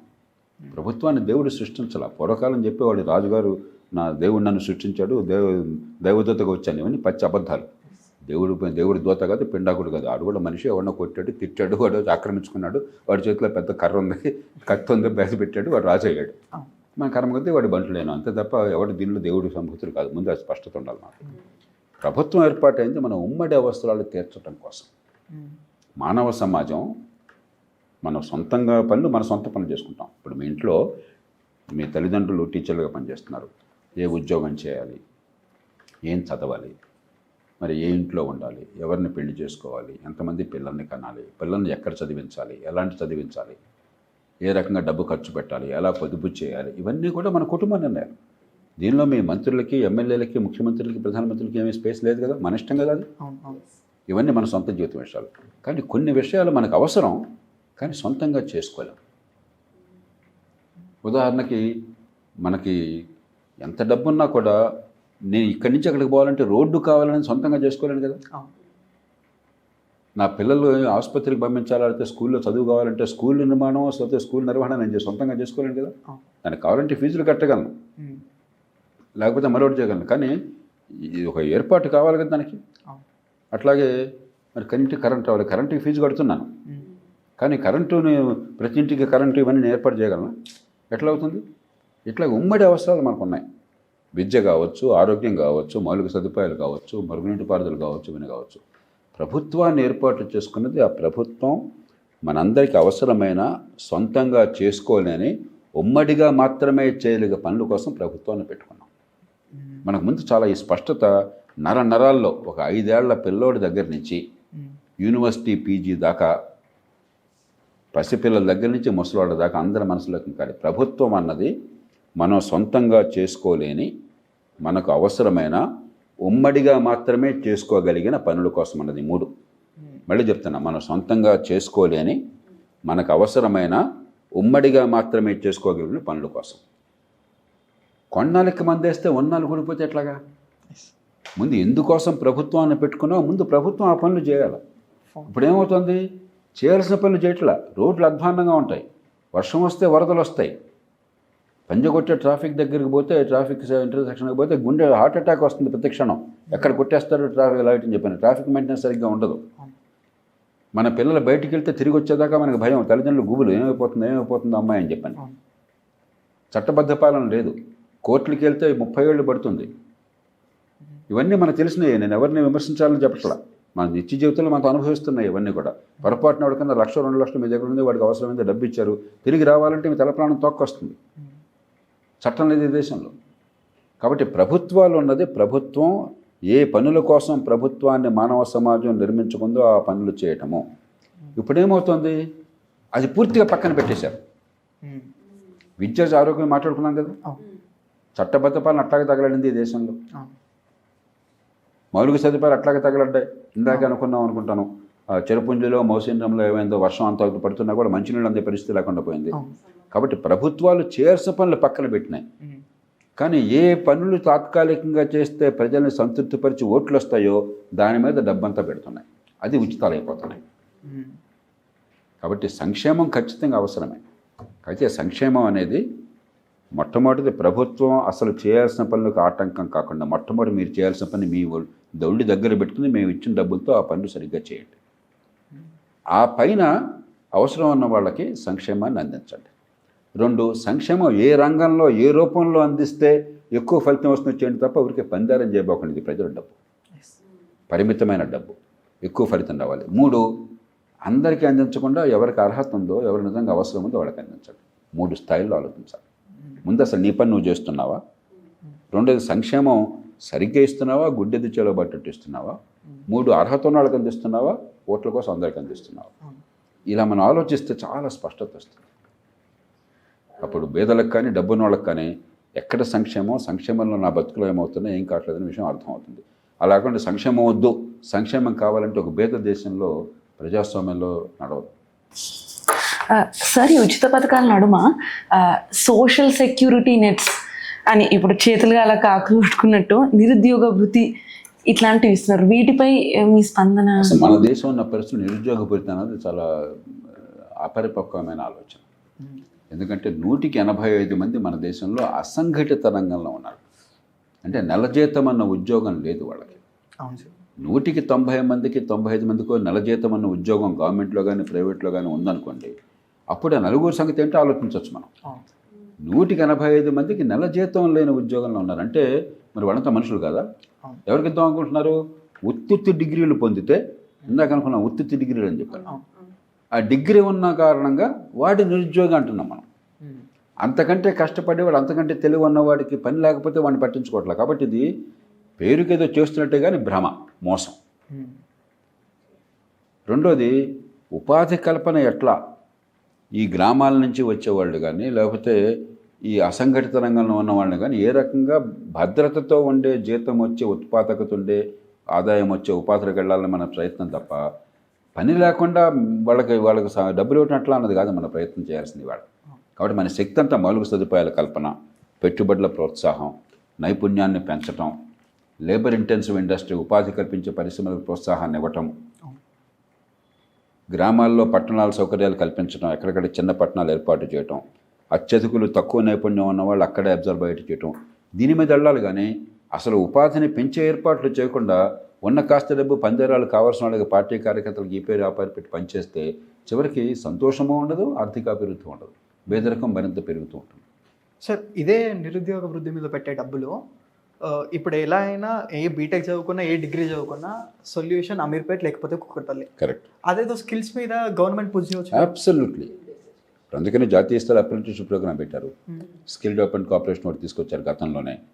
మరింత పెద్ద ఎత్తున విస్తృతంగా చేయాలి, మరింత వినూత్నంగా ప్రతి రాష్ట్రంలో చేపట్టిన మీరు. అది కూడా ఊరికే మీ ఇష్టం వచ్చినట్టుగా పిచ్చి పిచ్చి స్కిల్స్ కాకుండా మార్కెట్లో దేని ఎలాంటి వాటి గిరాకీ ఉంది, దానికి పనికొచ్చేట్టుగా ఆ స్కిల్ అందించండి, అందుకుపోతారు. కాబట్టి ఖచ్చితంగా యువతకు సాయం చేయాలి. సాయం చేసే తీరు వాళ్ళ కాళ్ళ మీద నిలబెట్టేది, వాళ్ళ సంపద పెంచేదా, వాళ్ళని పరాన్న భుక్కులుగా తయారు చేసి పరాన్న జీవులుగా తయారు చేసి వాళ్ళ బతుకులు నాశనం చేసేదా. అందుకే మహాత్మా గాంధీ తన టాలిస్మన్లో అంటాడు ఆయన, నీకు ఎప్పుడన్నా సందేహం కలిగితే ప్రభుత్వంలో ఉన్న వాళ్ళు కూర్చొని అన్నాడు ఆయన, ఈ పని చేయాలా వద్దా అని, నువ్వు చేసే పని వల్ల ఆ సామాన్యుడు తన కాళ్ళ మీద తాను నిలబడితే, సామాన్యుడికి తన జీవితం మీద అధికారం మరింత పెరిగితే, స్వావలంబన వస్తే అది చేయదగ్గది. అతన్ని పరాధీనుణ్ణి చేస్తే, అతడి శక్తిని హరించి వేస్తే అది చేయకూడనిది అన్నాడు. పేదరికం పోవాలన్నా ఇదే మంత్రం, ఆత్మగౌరవం పెరగాలన్నా ఇదే మంత్రం. ఆడెవడో డబ్బులు ఇస్తే నేను పుచ్చుకుంటానంటే ఆత్మగౌరవం ఉంటుందా? నాకు స్కిల్ వస్తుంది, నేను పెరుగుతాను, సంపాదించుకుంటానంటే అప్పుడు కలేజా. ఒకరోజు నేను ఏదో యూనివర్సిటీకి వెళుతుంటే ఒక ట్యాక్సీ పంపించారు వాళ్ళు. ఆ ట్యాక్సీ దళిత బంధు పథకం కింద ఏదో వచ్చింది. సరే 10 లక్షలు వాడు చెప్తే 7 లక్షలు అందిందంటే 3 లక్షలు కంకరం చేశారు, ఏదో 7 లక్షలు పొందింది. ఆ కుర్రాడుతూ మాట్లాడుతుంటే నాకు ఆనందం వేసింది. తన బాబాయ్ జాయింట్ ఓనర్స్ దానికి, తను కొంతకాలం కారులో మెకానిక్గా చేశాడు. కొంతకాలం ఏదో ఫార్మా మెడికల్ షాప్లో పనిచేశాడు, క్లినికల్ ల్యాబ్లో పనిచేశాడు, ఇప్పుడు ఇది చేస్తున్నాడు. ఎంత ధైర్యంగా చెప్పాడని సార్, నా ఎక్కడైనా పథకాలను సార్ నేను చెప్పారు సార్. ఒకవేళ ఈ కార్లు నేను కూడా ఉన్నాను మరి, నేను ఆ రోజు మీతో ఉన్నాను సార్. ఏ పనైనా చేయగలను సార్ నేను. అది నాకు కావాల్సింది. మనకు ఆనందం కలగాల్సింది ఎట్లయినా బతకగలను నేను. నా చేతిలో నైపుణ్యం ఉంది, నేను సంపాదించుకోవాలి. అలాంటిది వాళ్ళని ఉత్పత్తి చేయాలి. కానీ బాబు నువ్వు ఇవ్వకపోతే నేను బతకలేనయ్యా, నీకు లంచం ఇచ్చానే చేస్తానయ్యా అనేవాడు. అది కాదు. మనం మరింతగా పేదరికాన్ని పెంచుతున్నాం, వివక్షను పెంచుతున్నాం, అవమానిస్తున్నాం, ఆత్మగౌరవాన్ని కించపరుస్తున్నాం, బానిసలుగా చూస్తున్నాం. ఎట్లయినా బతకగలను అనేటువంటి సమాజాన్ని తయారు చేయాలి. కాబట్టి ఎంత డబ్బైనా ఖర్చు పెట్టండి, ఎట్లయినా బతకగలను అనే శక్తి రావడం కోసం ఖర్చు పెట్టండి. సార్ నెక్స్ట్ హైదరాబాద్కి చదువుకోవడానికి లేకపోతే ప్రిపరేషన్కి వచ్చిన వాళ్ళు మాట్లాడుతూ వాళ్ళు ఎక్స్ప్రెస్ చేసిన వ్యూస్ సార్. క్రియేటర్ దీని సరౌండ్ మొత్తం చాలా డెవలప్ అయిపోయింది. దీని అవతల ఎట్లున్నది అది చూడాలి కదా. ఇప్పుడు ఒక కాడ డెవలప్ అయిందంటే దాని గురించే పట్టించుకున్న ఈ గవర్నమెంట్ దాని చుట్టుపక్కల కూడా డెవలప్ అయితే బాగుంటుంది కదా. ప్రాబ్లం ఉంది, ఇంతమంది జనాలు వస్తుర్రు. ఇక్కడ వాష్రూమ్ ఉందా రోడ్డు పైన? మీరు చూడండి, ఇది మెయిన్ పాయింట్. ఇక్కడ వాష్రూమ్ ఉందా? ఎంత లేడీస్కి కానీ ఎవరికైనా ఎంత ఇబ్బంది అయితే, జెంట్స్ అయితే ఓకే, మినిమం 1000 మంది వస్తారు కదా ఇక్కడికి. అది గవర్నమెంట్కి తెలుస్తుందా? Secretariat opposite Lumbini park washrooms లేవు ఒక్కడి కూడా. ఎంత ఇబ్బంది అయితే ఆలోచించండి. టూరిస్ట్ ప్లేస్లలో ఏం అవసరం ఉంటుందో వాళ్ళు చూసుకోవాలి మొత్తం. హైదరాబాద్ కనీసం ఒక 50 years నుంచి వెళ్ళి డెవలప్ అవ్వకుండానే వస్తుంది. చేసిన దాన్నే చేసుకుంటే పోతే ఇక్కడ నార్మల్గా విలేజ్ వాళ్ళందరూ ఇక్కడికే వస్తారు. అదే ఇక్కడ చేసింది ఇక్కడ ఇట్నే ఉంచి ఇంకా వేరే ఆపర్చునిటీస్ అయినా వేరే ఏమైనా ఉంటే ప్రైవేట్ సెక్టర్ అయినా అక్కడ డెవలప్ చేస్తే వాళ్ళు అక్కడే ఉండి అక్కడే ఉంటారు కదా. మనం ఉన్న దగ్గర డెవలపింగ్ అయితే ఏంటిది సిటీకి వచ్చి వేరే దగ్గరికి పోయి మనము ఉండడానికి అవసరం ఉండదు కదా. మనం ఉన్న విలేజ్లోనే మనం ఉన్న సెక్టర్లోనే అక్కడ మన ఇంటి దగ్గరనే ఏదో ఒకటి డెవలప్ అయితే మనం అక్కడనే ఏదో ఒక జాబ్ చూసుకొని అక్కడనే మనం సెటిల్ అయిపోతాం కదా. Yes sir. 2 సార్. ఒకటేమో ఇంటి దగ్గరే ఉద్యోగం, రెండేమో పబ్లిక్ ఇన్ఫ్రాస్ట్రక్చర్. పృథ్వీ, నాకు వాడు మాట్లాడుతుంటే ఎంత ఆనందంగా ఉందో చెప్పలేం. మన యూనివర్సిటీలో ప్రొఫెసర్లకి, సోకాల్డ్ ఎకానమిస్టులకి ఈ మాత్రం ఇంగిత జ్ఞానం ఉంటే దేశం బాగుపడుతుంది. గొప్ప ఎకానమిస్టు, ఉన్నతాధికారులు ఆలోచించని తీరున ఒక సామాన్యులు కామన్ సెన్స్తో ఆలోచిస్తున్నారు. నాకు చాలా సంతోషంగా ఉంది. ఈ ఆలోచన కనుక ఈ దేశంలో సామాన్యులందరిలోకి వెళ్తే ఈ దేశం వెంటనే మారిపోతుంది. ముందు నాకు చాలా సంతోషంగా ఉంది. కనీసం కొంతమంది అయినా ఆలోచిస్తున్నారు బతుకుల గురించి చెప్పని. మీరు చెప్పిన 2 కీలకమైన అంశాలు.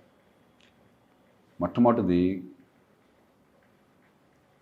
నందన్ నీలకని గారు ఉన్నాడు కదా, ఇన్ఫోసిస్ చైర్మన్గా. ఆయన నాకు బాగా మంచి మిత్రుడు. ఆయన భార్య రోహిణి, ఇద్దరు మిత్రులు. రోహిణి గొప్ప వ్యాసం రాసింది చాలా ఏళ్ల క్రితం. ఏమని? The richer seceding from India. సంపన్నులు మన దేశం నుంచి విడిపోతున్నారు అని అంటే ఇతర దేశాలకు పారిపోతున్నారని కాదు. ఈ దేశంలో ఉన్నా కూడా వీళ్ళ లోకం వేరు, సామాన్యుల లోకం వేరు. మీరు గేటెడ్ కమ్యూనిటీలో ఉంటారు, మీకు ప్రత్యేకంగా మీ రక్షణ ఉంటుంది. మీ పోలీసులు మీరు చూసిన అమెరికాలో QR కోడ్లు అదేదో నంబర్ ఇవ్వాలి. నేను వెళ్ళినా కూడా ఎక్కడికన్నా అది ఉందా లేదా ఫేస్ చూపెట్టి నేను రక్షణ. అలాగే ఉన్నంతలో విమానం లాంటి కారు ఏదో సొంత కొనుక్కుంటారు. కర్మదాలకి ఈ రోడ్ల మీద కాబట్టి ఏదో ఆ మాత్రం. ఇంకా హెలికాప్టర్లు అలా వస్తాయి భవిష్యత్తు. కొంతకాలంలో ఆ గేటెడ్ కమ్యూనిటీ నుంచి ఎయిర్పోర్ట్కి హెలికాప్టర్లు వస్తాయి. ఇంకా రాలేదు. ఆల్రెడీ బెంగళూరులో ఆ సిస్టమ్ స్టార్ట్ అవుతుంది సార్. బహుశా వస్తుంది, నేను ఆశ్చర్యపోవట్లేదు. అక్కడికి వెళ్ళాక విమానాల్లో వెళ్ళిపోతారు. అంటే ఒక ప్రత్యేకమైన లోకాన్ని మిగతా ప్రజలతో సంబంధం లేకుండా, మిగతా లోకంతో సంబంధం లేకుండా సృష్టించే ఏర్పాటు జరుగుతుంది. మధ్యతరగతి వర్గాలు మనం కూడా ఆ పని చేస్తున్నాం. దోమల నివారణ ఉండదు కాబట్టి ప్రతి ఇంట్లో కూడా ప్రపంచంలో ఎక్కడ లేని రీతిలో ఆల్ అవుట్లు లేకపోతే గుడ్ నైట్లు ఉంటాయి కదా దోమలు. లేకపోతే మంచినీళ్ళు ఎలాగో సరిగ్గా తాగే నీళ్ళు ఉండవు మనకు. ట్యాప్లో నీళ్ళు తెస్తే చచ్చిపోతాను భయంగా యాక్వాగార్డో లేకపోతే మరొకటో మనం ప్రతి ఇంటికి ఏర్పాటు చేసుకున్నాం. ఈ మధ్య దాకా కరెంటు ఫ్లక్చువేషన్స్ ఉంటాయి. అందుకని ప్రతి ఎక్విప్మెంట్కి మనం ఒక వోల్టేజ్ స్టెబిలైజరు, ఇంటికేమో ఒక UPS. ప్రపంచంలో ఎక్కడ ఉండవు ఇవి. మనం ఇది మామూలు అనుకుంటున్నాం. పెద్ద ఎకానమీలో ఇండియాలోనే ఇవన్నీ. ఎందుకంటే ఒక కొత్త ఎకానమీ సృష్టించుకున్నాం మనం. ఇవి అందుబాటులో నేను సామాన్యులకి వాడు కరెంట్ ఫ్లక్చుయేషన్స్ ఏం చేయలేరు, కరెంట్ ఆగిపోతే ఏం చేయలేరు, దోమలేస్తే కుట్టించుకోవాలా, డబ్బులు భరించాలా. సో ఒక విచిత్రమైన లోకాన్ని మనం సృష్టించాం. పబ్లిక్ ఇన్ఫ్రాస్ట్రక్చర్ ఎప్పుడైతే లేకుండా పోయిందో. ఈ మధ్య నేను మా శ్రీమతి రోడ్డు ప్రయాణం చేస్తే వాడు చెప్పినటువంటి ఆ సౌకర్యాలు లేక వయసు దగ్గర కొద్దిగా మధ్యలో కూడా బాత్రూమ్కి వెళ్ళాల్సి వస్తుంది కదా, బిగపట్టు కూర్చోవటం, టెన్షన్ ఫీల్ అవటం, ఇది నిత్య జీవితంలో అందరికి అనుభవం. అందుకని ఏం చేస్తాం, ఈసారి కారులో వద్దులే ఫ్లైట్లో వెళ్ళిపోదాం, కాస్త డబ్బు భరించగలిగితే ఫ్లైట్లో వెళ్తాం, మరి సామాన్యం అవుతాడు.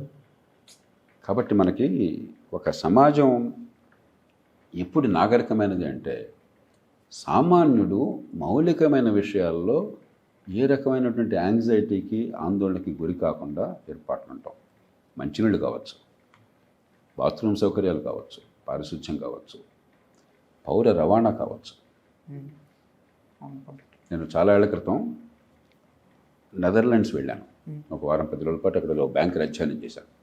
ఒక రోజున మేము మిగతా భారతీయ సోదరులు నాతో పాటు వచ్చిన వాళ్ళు, ఒక భారతీయ బృందం, అది బ్రస్సెల్స్ వెళ్ళాం. నెదర్లాండ్స్ పక్కనే బెల్జియం ఉంటుంది.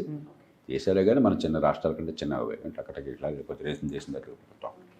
బ్రస్సెల్స్ చదువుతున్న దగ్గర తిరిగి వస్తున్నాం. మీకు 2-3 ట్రైన్లు మారాలి నేను. మరి ఫారిన్ ఎక్స్చేంజ్ ఉండదు, రాత్రిపూట ఎవరు పట్టించుకున్న ఉండదు, చివరి పాయింట్ నుంచి బస్సులో వెళ్ళాలి, కంగారు ఉంటుంది కదా మనకి. అందుకని ట్రైన్ మిస్ అయిపోతానని జాగ్రత్తగా చూసుకుంటున్నాను. ఒక 2 నిమిషాల తేడా ఉంది ఈ ట్రైన్ రావడానికి, మళ్ళీ ఇంకో ట్రైన్ ఎక్కడానికి. ట్రైన్ ఆలస్యం అయితే నేను ఆ కండక్టర్ని పిలిచి, అమ్మ నాకు ట్రైన్ మరి మీ నెక్స్ట్ ట్రైన్ క్యాచ్ చేయాలి, ఇది మిస్ అయితే 1 గంట లేట్ అవుతుంది, సాయంత్రం రాత్రి అయిపోతుంది, కంగారు పడ్డాను. ఏం పర్లేదు సార్, టైంకి వెళ్తుంది. ఎట్లా లేట్ అయిపోయింది కదా, నేను చూస్తున్నాను కదా అన్నాను. ఏం పర్లేదని చెప్పింది. ఆ ట్రైన్ అక్కడికి రోటర్డామ్ సిటీకి వస్తున్న టైంలో మన దగ్గరకు చూసారా, టైంకి వచ్చింది, మీరేం కంగారు పడద్దు, నెక్స్ట్ ప్లాట్ఫామ్లో ఈ ట్రైన్ ఉన్నది, హాయిగా నడిచి వెళ్ళిపోవచ్చు, 1 నిమిషం గ్యాప్ ఉందంటే హాయిగా వెళ్ళాను. అంటే ఏంటి, ఏ రకమైన అసౌకర్యం లేకుండా, యాంగ్జైటీ లేకుండా, ఆందోళన లేకుండా, సుఖంగా ప్రెడిక్టబుల్ టైమింగ్స్ కానీ, లేకపోతే ఎస్ట్యూడ్ కానీ, కనెక్షన్స్ కానీ, ఇది ప్రశాంతమైన జీవితం. ఇది ప్రభుత్వం చేయాల్సింది. హైదరాబాద్ తీసుకోండి, వారు బాత్రూమ్ల సంగతి చెప్పారు. మంచినీళ్ళు ఈ బాటిల్ లేకపోతే, బాటిల్ ఏముందో మన కర్మ, అందుకనే మనం ఏదో బ్రాండ్ చూసుకుంటాం. మన ప్లాస్టిక్స్ అని తెలిసినా, డబ్బులు ఖర్చు అయినా కూడా మరి ప్రాణం పోయిన శక్తి లేదు కాబట్టి, మనకు డబ్బులు రాకూడదు కాబట్టి తాగుతున్నాం. కానీ ఎన్నో పనులు అట్లా జరగవు కదా. ట్రాన్స్పోర్ట్ ఉంది హైదరాబాద్లో, నరకమే కదా. మెట్రో ఉంది, మంచి మెట్రో ఏర్పాటు చేసుకున్నాం, కానీ క్రిక్కిరిసి ఉంటుంది. మరి మెట్రో ఇంకా 4-5 కోచెస్ ఎక్కువ పెట్టారనుకోండి, ఫ్రీక్వెన్సీ పెంచారనుకోండి, క్రిక్కిరిసి ఉండాల్సిన అవసరం లేదు కదా. అలాగే నేను నిన్న హైటెక్ సిటీలో సిఐ వాళ్ళ ఒక ఫెసిలిటీకి వెళ్ళాను. వాళ్ళందరినీ మీరు ఎట్లా ట్రావెల్ చేస్తున్నారా అని అడిగాను. అంతా పర్సనల్ కార్లే అన్నారు. ఒక ఆయన మాత్రం మెట్రోలో వస్తున్నారని చెప్పినాడు. ఎందుకు మెట్రోలు రావట్లేదు సార్? ఒకటి క్రిక్కిరిసి ఉంటుంది, లాస్ట్ మైల్ కనెక్టివిటీ లేదు. మెట్రో దాకా వెళ్ళాలంటే మళ్ళీ నేను ఒక ఆటో అనేది వేసుకోవాలి, మళ్ళీ వచ్చాక మళ్ళీ ఈ గొడవ అంత ఎందుకని వచ్చేస్తాను. ఈ కనెక్టివిటీ ఎందుకు పెట్టుకోవట్లేదు మనం? ప్రపంచం అంతా ఏంటంటే పరిపాలన అంతా ప్రజల సౌలభ్యం కోసం. అది మీరు మీ బాత్రూంలో పారిశుధ్యమే కావచ్చు, ట్రాన్స్పోర్టే కావచ్చు, డ్రైనేజే కావచ్చు, మంచినీళ్ళే కావచ్చు. చివరికి జర్మనీలో చాలా కాలం క్రితం నేను చూశాను, పాస్పోర్ట్ కావాలంటే పాస్పోర్ట్ ప్రపంచంలో ఎక్కడైనా కూడా జాతీయ స్థాయిలో సర్వీసు. పాస్పోర్ట్ రాష్ట్రమో జిల్లాదో ఇవ్వదు కదా. కానీ నేను జర్మనీలో వెళ్ళినప్పుడు మున్సిపాలిటీకి మీరు అప్లై చేస్తారు, ఎక్కడో మీకు అనవసరం, మీ అప్లికేషన్ మున్సిపాలిటీకి ఇచ్చేస్తారు. 15 రోజుల్లో పాస్పోర్ట్ కలెక్ట్ చేసుకుంటారు. వెనకాల నడుతున్న వాడు చూసుకుంటాడు. మన దేశంలో ఈ ఆఫీస్ ఎక్కడ, ఆ ఆఫీస్ ఎక్కడ, ఈ అధికారి ఎవడు, వాడు మన కులవాడా కాదా, లేకపోతే వాడు మనకు లంచంతో పని కావాలంటే వాడికి లంచం ఇవ్వడం ఎట్లాగా, వాడు ఎవరితో చెప్తే పని అవుతుంది, ఎంత యాంగ్జైటీ మనకి. కాబట్టి ప్రజల సౌలభ్యం కోసం పరిపాలన. ఆ ప్రజలు అన్నప్పుడు డబ్బు ఉన్నవాడైనా లేనివాడైనా, సామాన్యుడైనా అధికారం ఉన్నవాడైనా సమానంగా అందరికీ అంత అన్నప్పుడు అది ఒక గౌరవప్రదమైన జీవితం, నాగరిక జీవితం. మన దేశంలో ఎంత అధికారం ఉంటే బడితున్నవాడిదే బర్రె. కాబట్టి ఒక సోకాల్డ్ నాయకుడు వెళ్తుంటే వాడి కారు, వాడి వెనకాల 4 కార్లు కుయ్యి అంటే వెళ్తుంటుంది. మన అంబులెన్స్ ఉన్న కాళ్ళు చేతులు పోయినామంటే కాళ్ళు చేతులు బాలవాడు బొజ్జ పెంచుకుని శుభ్రంగా మన దగ్గర తింటున్నారు అంతే. మనందరిని ఆపేసి వాళ్ళు పంపిస్తారు. ఇది నాగరికత కాదు. నాగరికత దేశంలో సామాన్య ప్రజలకి కనీసమైన ఉమ్మడి సౌకర్యాలు అందటం అని చెప్పండి. అది మనం మర్చిపోయినట్టయితే గుర్తు చేయాలి, ఓటు ద్వారా గుర్తు చేయాలి. ఇలాంటి కంఠాలు మళ్ళీ ఒకటి కాదు, లక్షల కంఠాలు మా కోసం ఉంది, కానీ ప్రభుత్వం మీకోసం వెళ్ళామన్న సంగతి గుర్తు చేయాలి. కాబట్టి I'm genuinely proud of that. Sir మీరు చెప్తుంటే నాకు రీసెంట్గా ఒక బుక్లో కోట్ గుర్తొచ్చింది సార్. ఒక అభివృద్ధి చెందిన దేశం అంటే అందరూ కార్లో తిరగడం కాదు, రిచ్ పీపుల్ కూడా పబ్లిక్ ట్రాన్స్పోర్ట్ యూజ్ చేయడం. అబ్సల్యూట్లీ. మీరు ఆ మధ్య దాకా బ్రిటన్లో ప్రధానమంత్రులు, మంత్రులు సైతం పబ్లిక్ ట్రాన్స్పోర్ట్లో వెళ్ళేవాళ్ళు. ఆ మెట్రోలో వెళ్ళేవాళ్ళు. స్కాండినేవియాలో ఇప్పుడు కూడా వాళ్ళు పబ్లిక్ ట్రాన్స్పోర్ట్లో వెళ్తారు. ఒక మంత్రి నాకు టైం కుదరటం లేదు, స్టాక్హోమ్లోనేమో నాకు ఇల్లు కొనే స్థామత లేదు, ఆయనకి క్యాబినెట్ మంత్రి. స్వీడన్ ప్రపంచంలో తలసరి ఆదాయం రీత్యా అత్యంత సంపన్నమైన దేశాల్లో ఒకటి. ఆయనకి రాజధానిలో ఒక మంత్రిగా ఇల్లు లేదు, నివాస గృహం లేదు. గంటన్నర ప్రయాణం వెళ్ళటం, గంటన్నర తేయాల్సి వస్తుంది. నాకు టైం కుదరట్లేదు, కుటుంబాన్ని చూసుకోలేకపోతున్నాను, రాజీనామా చేశాను అన్నాడు. మన దేశంలో మండల్ మెంబర్ రాజీనామా చేస్తాడా ఈ కారణంగా? లేదు సార్, ఇమాజిన్ కూడా చేసుకోలేదు. అంటే మనకేమో పదవి అంటే మనకు అంత బెల్లంలా కనిపిస్తుంది, అక్కడ పదవి అనేది బడుంది త్యాగం. 10 మంది కోసం నా సమయాన్ని, నా వ్యక్తిగత సుఖాన్ని వదిలేసి చేయడం అని తప్పితే ఈ పదవి అనేది బెల్లం, దానికోసం కోట్లు ఖర్చు పెట్టడం వాళ్ళు ఊహించడానికి కూడా సాధ్యం కాదు. మనం చాలా విచిత్రమైన లోకంలో ఉన్నాం, ఒక పిచ్చి లోకంలో ఉన్నాం. ఈ పిచ్చిని గొప్ప అనుకుంటున్నాం మనం. నిజంగా చెప్తాను, మనం చాలా ఉన్మాదమైన రాజకీయంలో ఉన్నాం. ప్రపంచంలో ఎక్కడ ఇట్లా ఉండదు. అమెరికాలో కూడా, అమెరికాలో డబ్బు చాలా ఖర్చు పెడతాం కానీ ఇట్లా ఉండదు. అమెరికాలో మీరు పాలిటిక్స్కి వెళ్ళాలంటే మీరు త్యాగాన్ని సిద్ధపడుతున్నారు. ఎలాన్ మస్క్ మంత్రి పదవి తీసుకోవాలి. ఎందుకని? మంత్రి పదవి కావాలంటే క్షణంలో వచ్చేది. మంత్రి పదవి తీసుకోగానే మొత్తం అన్నీ వదిలేయాలి. మంత్రి పదవి వద్దన్నాడు. మన దేశంలో ఆ ఎమ్మెల్యే మంత్రిగా అక్కర్లేదు, ఒక ఎమ్మెల్యే పదవి కోసమో మరో పదవి కోసం ప్రాణాలు ఇవ్వడానికి సిద్ధంగా ఉన్నాం మనం. ఒక విచిత్రమైన విడ్డూరమైన లోకాన్ని నిర్మాణం చేశాం మనం. ఇది కాదు రాజకీయం అంటే అర్థం ఇచ్చాలి, ఈ విచిత్రమైన లోకమే. సార్ ఇంకొకటి, ఈయన చెప్పేది ఎక్కడో వరంగల్ నుండి వచ్చాడు సార్. వరంగల్ నుండి ఇక్కడ ఏదో కోచింగ్ సెంటర్కి వచ్చాడు కోచింగ్ తీసుకోవడానికి. వచ్చి 2.5 సంవత్సరాలు అవుతుంది కోచింగ్ తీసుకుంటున్నాడు. ఇక్కడ జాబ్ వస్తుంది, ఇక్కడనే ఉంటా, కానీ నేను ఇక్కడ ఉండడం నాకు సొల్యూషన్ కాదు, ఇక్కడ నాకు ఉండాలని లేదు అనే. కరెక్ట్. రెండో మాట వచ్చింది. అరే 140-150 కోట్ల జనాభా ఉన్నప్పుడు మొత్తం అంతా కలిపితే హైదరాబాద్లో, బొంబాయిలో, చెన్నైలో, బెంగళూరులో, కలకత్తాలో, ఢిల్లీలో, ఇంతగా 6 మహానగరాలు. 7వ మహా ఉంటే పూణేలో అంతే, ఇంకొంచెం ఉంటే అహ్మదాబాద్. ఇవే మన దేశంలో చెప్పుకోదగ్గ నగరాలు, మహానగరాలు. మిగతా వాళ్ళ మనుషులు కదా. మిగతా పుట్టిన వాళ్ళందరికీ వేరే అసలు ఆత్మగౌరవం లేదు, అక్కడ బతకక్కర్లేదా? అందులో పూర్వానికి ఇప్పటికి తేడా ఏమొచ్చింది? పూర్వం ఏ కారణం అన్నా కానీ చాలా పేదరికంలో ఉండటం చేత, వెనుకబడుతున్న వల్ల ఫోన్ ఉండేది కాదు. నాకు బాగా గుర్తుంది, ఎన్టీ రామారావు గారు ఆ రోజుల్లో అమెరికా వెళ్ళి పెట్టుబడులు పెట్టినాయని కొంతమంది ఆహ్వానించాడు. అంటే ఉన్నటువంటి నమ్మకంతో కొంతమంది వచ్చారు. ఒక పారిశ్రామికవేత్త కళ్ళనీళ్ళతో చెప్పాడు నాకు, సార్ ఆదిలాబాద్లో నాకు పరిశ్రమ ఉంది, అక్కడ రా మెటీరియల్ ఉంది, ఆఫీస్ ఇక్కడ ఉంది, మార్కెటింగ్ మిగతా చూడాలంటే ఆఫీస్ ఇక్కడ ఉన్నది, ఇక్కడి నుంచి నా ఫ్యాక్టరీకి మెసేజ్ ఇవ్వాలి, అక్కడి నుంచి నాకు మెసేజ్ రావాలంటే 3 రోజులు పడుతుంది, నేను ఇంకా పరిశ్రమ పెట్టినట్టు ఫోన్లు లేవు, ఫోన్ పనిచేయదు. ఇదంతా కూడా ఇవాళ ఫోనులు లేని లోకం ఒకటి ఉందని, ఆ లోకంలో మేమంతా పెరిగామని మీరు ఊహించలేరు. అలాంటి వెనకబడ్డ లోకంలో మేము పెరిగాం. నేను ఐఏఎస్కి వచ్చిన తర్వాత కూడా తక్కువకి ఫోన్లో కలవాలని చెప్పంటే ట్రంక్ కాల్ చేయాల్సి వచ్చేది, 3 గంటలు వెయిట్ చేయాల్సి వచ్చేది. అలాంటి లోకంలో మేము పెరిగాం. ఆ రోజుల్లో మనిషి ఇక్కడి నుంచి నేను లెటర్ రాసి పంపిస్తాను, మళ్ళీ తిరిగి సమాధానం నాకు తిరిగి వస్తుంది, మొత్తం 3 రోజులు పడుతుంది రావడానికి, ఇంకా నేను ఎట్లా అడుగుతాను ఫ్యాక్టరీ అని అడిగాడు. ఇవాళ ఏమైంది? కనీసం గత 30-40 ఏళ్లలో ఈ 91 తర్వాత నరసింహారావు గారు, మన్మోహన్ సింగ్ గారు పుణ్యమాని, వాజ్పేయి గారు, తర్వాత మోదీ గారు పుణ్యమా అని చెప్పని కాస్త మౌలిక సదుపాయాలు బాగుపడుతున్నాయి. ఫోన్లు వచ్చినాయి అన్ని చోట్లకి. కరెంటు కాస్త పూర్వంతో పోలిస్తే బాగా మొత్తం మీద, ఇంకా కొరతలు ఉన్నా కూడా మొత్తం మీద అందుతుంది. డిజిటల్ టెక్నాలజీ, ఇంటర్నెట్ వచ్చేసినాయి, టీవీలు వచ్చేసినాయి. కాబట్టి చిన్న పనికి హైదరాబాద్ రావాల్సిన అవసరం ఏంటి? చాలా విలువైన పని హైదరాబాద్లో మాత్రమే సాధ్యం అనుకోండి. ఒక సినిమా డైరెక్టరు, ప్రతి ఊళ్ళో సినిమాలు జిల్లాలో సినిమా కంపెనీలు ఉండవు. పూర్వం చిన్నపట్నం, ఇప్పుడు హైదరాబాద్, ముంబై ఏదో ఉంటుంది, అర్థం చేసుకోగలం. ఒక గొప్ప సైంటిస్టు, ప్రతి ఊళ్ళో గొప్ప సైన్స్ పరిశోధన కేంద్రం ఉండదు. మీరు CCMBకి రావచ్చు, లేకపోతే IICTకి రావచ్చు, మరొకటి కావచ్చు, ఇక్కడ ఉన్న తప్పదు. మీరు గొప్ప ప్రొఫెసర్, అత్యంత మేధస్సు ఉంది, విద్యావేత్త, మంచి ప్రొఫెసర్, యూనివర్సిటీ ఉన్న చోట ప్రొఫెసర్ ఉండాలి. పల్లెటూరులో ప్రొఫెసర్ ఉండమని చెప్పాను నేను. కానీ చాలా పనులకి జనం ఎక్కడుంటే ఇక్కడ పని ఉంటుందిగా. జనం కోసం కదా పని, జనానికి అతీతమైన పని కాదు కదా. మన వస్తువుల్ని, సేవల్ని ఉత్పత్తి చేసేది ఈ ప్రజల కోసం అని చెప్పాను. అలాంటప్పుడు మన ప్రభుత్వాలు కాస్త ఆధునిక సౌకర్యాలు కొన్ని అందుతున్నాయి కాబట్టి అన్నిటికీ హైదరాబాద్ అక్కర్లేదు. ఎక్కడికక్కడ హుస్నాబాద్లో, లేకపోతే ఒక సిర్పూర్ కాగజ్ నగర్లో, లేకపోతే ఒక సూర్యాపేటలో, అంతకంటే చిన్న గ్రామంలో మరో చోట, మరొక దాని పేరు ఏమంటే ఇప్పుడు కియా మోటార్స్ వచ్చింది అనంతపురం జిల్లాలో, పెనుగొండ దగ్గర, లేకపోతే హిందూపూర్లో, లేకపోతే ఇచ్చాపురంలో, లేకపోతే మరో చోట. చిన్న చిన్న పట్టణాలకు ఆల్రెడీ డెవలప్ అవుతున్నాయి. పూర్వం కాలంలో సినిమాలకు వెళ్ళేవాళ్ళు. స్కూల్లో స్టూడెంట్స్ పుస్తకాలు కొనుక్కోవడానికి ఆ ఊరు ఉండేవాళ్ళు, అవును. లేకపోతే డాక్టర్ కావాలంటే ఆ ఊరికి వెళ్ళాల్సి వచ్చేది. కాబట్టి కొన్ని ఒక ఆల్రెడీ కొంత పట్టణీకరణ ఉన్నటువంటి ప్రభావం కోటలు కొన్ని ఉన్నాయి. అక్కడే కనుక మౌలిక సదుపాయాలు, రవాణా, ఈ ట్రాన్స్పోర్టు సరిగ్గా ఏర్పాటు చేసి టౌన్ ప్లానింగ్ సరిగ్గా చేస్తే ఆటోమేటిక్గా జనం అక్కడికి చేరిపోతారు కాలక్రమేణా. అక్కడే పరిశ్రమలు వచ్చేస్తాయి. ఈ మధ్య మనం చూసాం ఒక ఇది కూడా నిర్వహించాం, చర్చ కూడా నిర్వహించాం మనం, టౌన్ హాల్ డిస్కషను. ఏమిటి, ఒక మామూలు గ్రామంలో, కావూరు అనే గ్రామంలో 7,000 జనాభా ఉన్న గ్రామంలో 190 మంది పనిచేస్తున్నారు ఐటీ సెక్టర్లో.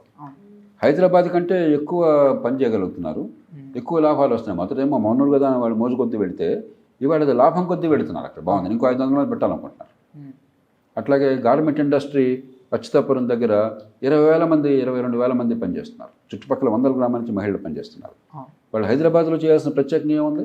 వాళ్ళు మామూలు అడుగుతున్నారు, Victoria secret world famous brand అమ్ముతున్నారు వాళ్ళు, వరల్డ్ క్వాలిటీ. హైదరాబాద్లో అంతకంటే ఉద్ధరించేది ఏం లేదు. అక్కడ 15,000 వస్తే ఇక్కడ 30,000-40,000కి సమానం. ఇంటి నుంచి దూరంగా ఉండకుండా కుటుంబం ఉంటుంది, బంధువులు ఉంటారు, మిత్రులు ఉంటారు. మీరు డిస్లొకేట్ కావట్లా, ఖర్చు తక్కువ, సంతోషంగా ఉంటారు. కాబట్టి చిన్న పట్టణాలను పెంచకుండా అక్కడక్కడ ఉపాధి కల్పించే ఏర్పాట్లు చేసి అక్కడే అబ్జార్బ్ కాకుండా ఈ దేశానికి నిష్కృతి లేదు. లేకపోతే మహానగరాలు మాత్రమే మార్గం అంటే కొద్ది మందికి మాత్రమే పనికొస్తాయి. మిగతా వాళ్ళందరికీ ఎప్పుడు కూడా కడుపు మంటగానే ఉంటుంది. ఆదాయాలు పెరగవు, జీవన ప్రమాణాలు పెరగవు. ఈ దేశం రాజకీయం గందరగోళం అవుతుంది, ఆర్థిక వ్యవస్థ గందరగోళం అవుతుంది. సార్ ఇంకొకటి, ధనవంతులందరూ మీరు అన్నట్టు ఇంతకుముందు అన్నట్టు గేటెడ్ కమ్యూనిటీలో ఉంటే పేదవాళ్ళందరూ ఇంకా పేదవాళ్ళు అవుతూ ఉంటే ఎకనామిక్ ఇన్ఈక్వాలిటీ వస్తుంది కదా సార్? ఖచ్చితంగా. ఒకటి ఆర్థిక అసమానత, దానివల్ల రాజకీయ పర్యవసానం. ఇప్పుడు మన తెలంగాణ ఎన్నికలు నేను మళ్ళీ చెప్తుంటాను. మన గత సంవత్సరం తెలంగాణ అసెంబ్లీ ఎన్నికలు గొప్ప ఉదాహరణ. వస్తే దేశంలో అంత షార్ప్గా ఎక్కడ జరగల. హైదరాబాదు చుట్టుపక్కల 24 సీట్లలో కాంగ్రెస్ ప్రతి సీట్లో ఓడిపోయింది. ఎక్కువ భాగం టీఆర్ఎస్, బీఆర్ఎస్ వాళ్ళ అనుచరులు లేదా బీజేపీ. ఒక్క సీటు కాంగ్రెస్కి రావాలి. గ్రామీణ ప్రాంతాలకు వెళ్తే కాంగ్రెస్ నెగ్గింది. అంటే ఏమిటి, అభివృద్ధి ఫలితాలు అందిన చోట అధికారంలో ఉన్న వాళ్ళు ఓటేశారు, మిగతా చోట్ల అందలేదు.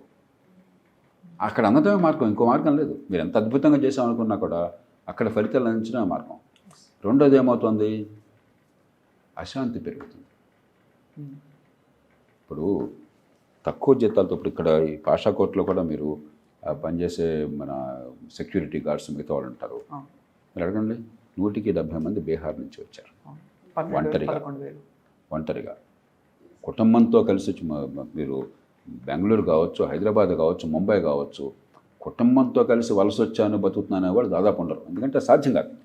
ఒక్కడే ఉంటే ఏదో పంచం ఉండొచ్చు, 10 మందితో ఏదో షేర్ చేసుకోవచ్చు. అప్పుడప్పుడు అక్కడికి వెళ్తారు, ఉన్న డబ్బులు కాస్త 1,000-2,000 పంపిస్తుంటారు, వాళ్ళు అక్కడ బతుకుతారు. ఎలాంటి బతుకది? ఇది ఏడాది 6 నెలలు కాదు, 20 ఏళ్ళు, 25 ఏళ్ళు అట్లా. ఒక్కరోజు పని ఆగిపోతే వస్తుండాలి. 100 రూపాయలు వాళ్ళ చేతిలో పెడితే పండగ. హైదరాబాద్లో కూడా 100 రూపాయలు పెడితే పండగ అంటే జీవితం అంత దుర్భరంగా ఉన్నట్లు లెక్క. వాళ్ళు ఒకసారి ఆలోచించండి మీరు. మరి వాళ్ళు ఉండే చోటికి, పనిచేసే చోటికి ఇక్కడి నుంచి ప్రయాణాలు చేయాలి. ఎంత కష్టం మనకి. పొరపాటున జబ్బు చేస్తే ఆలన లేదు.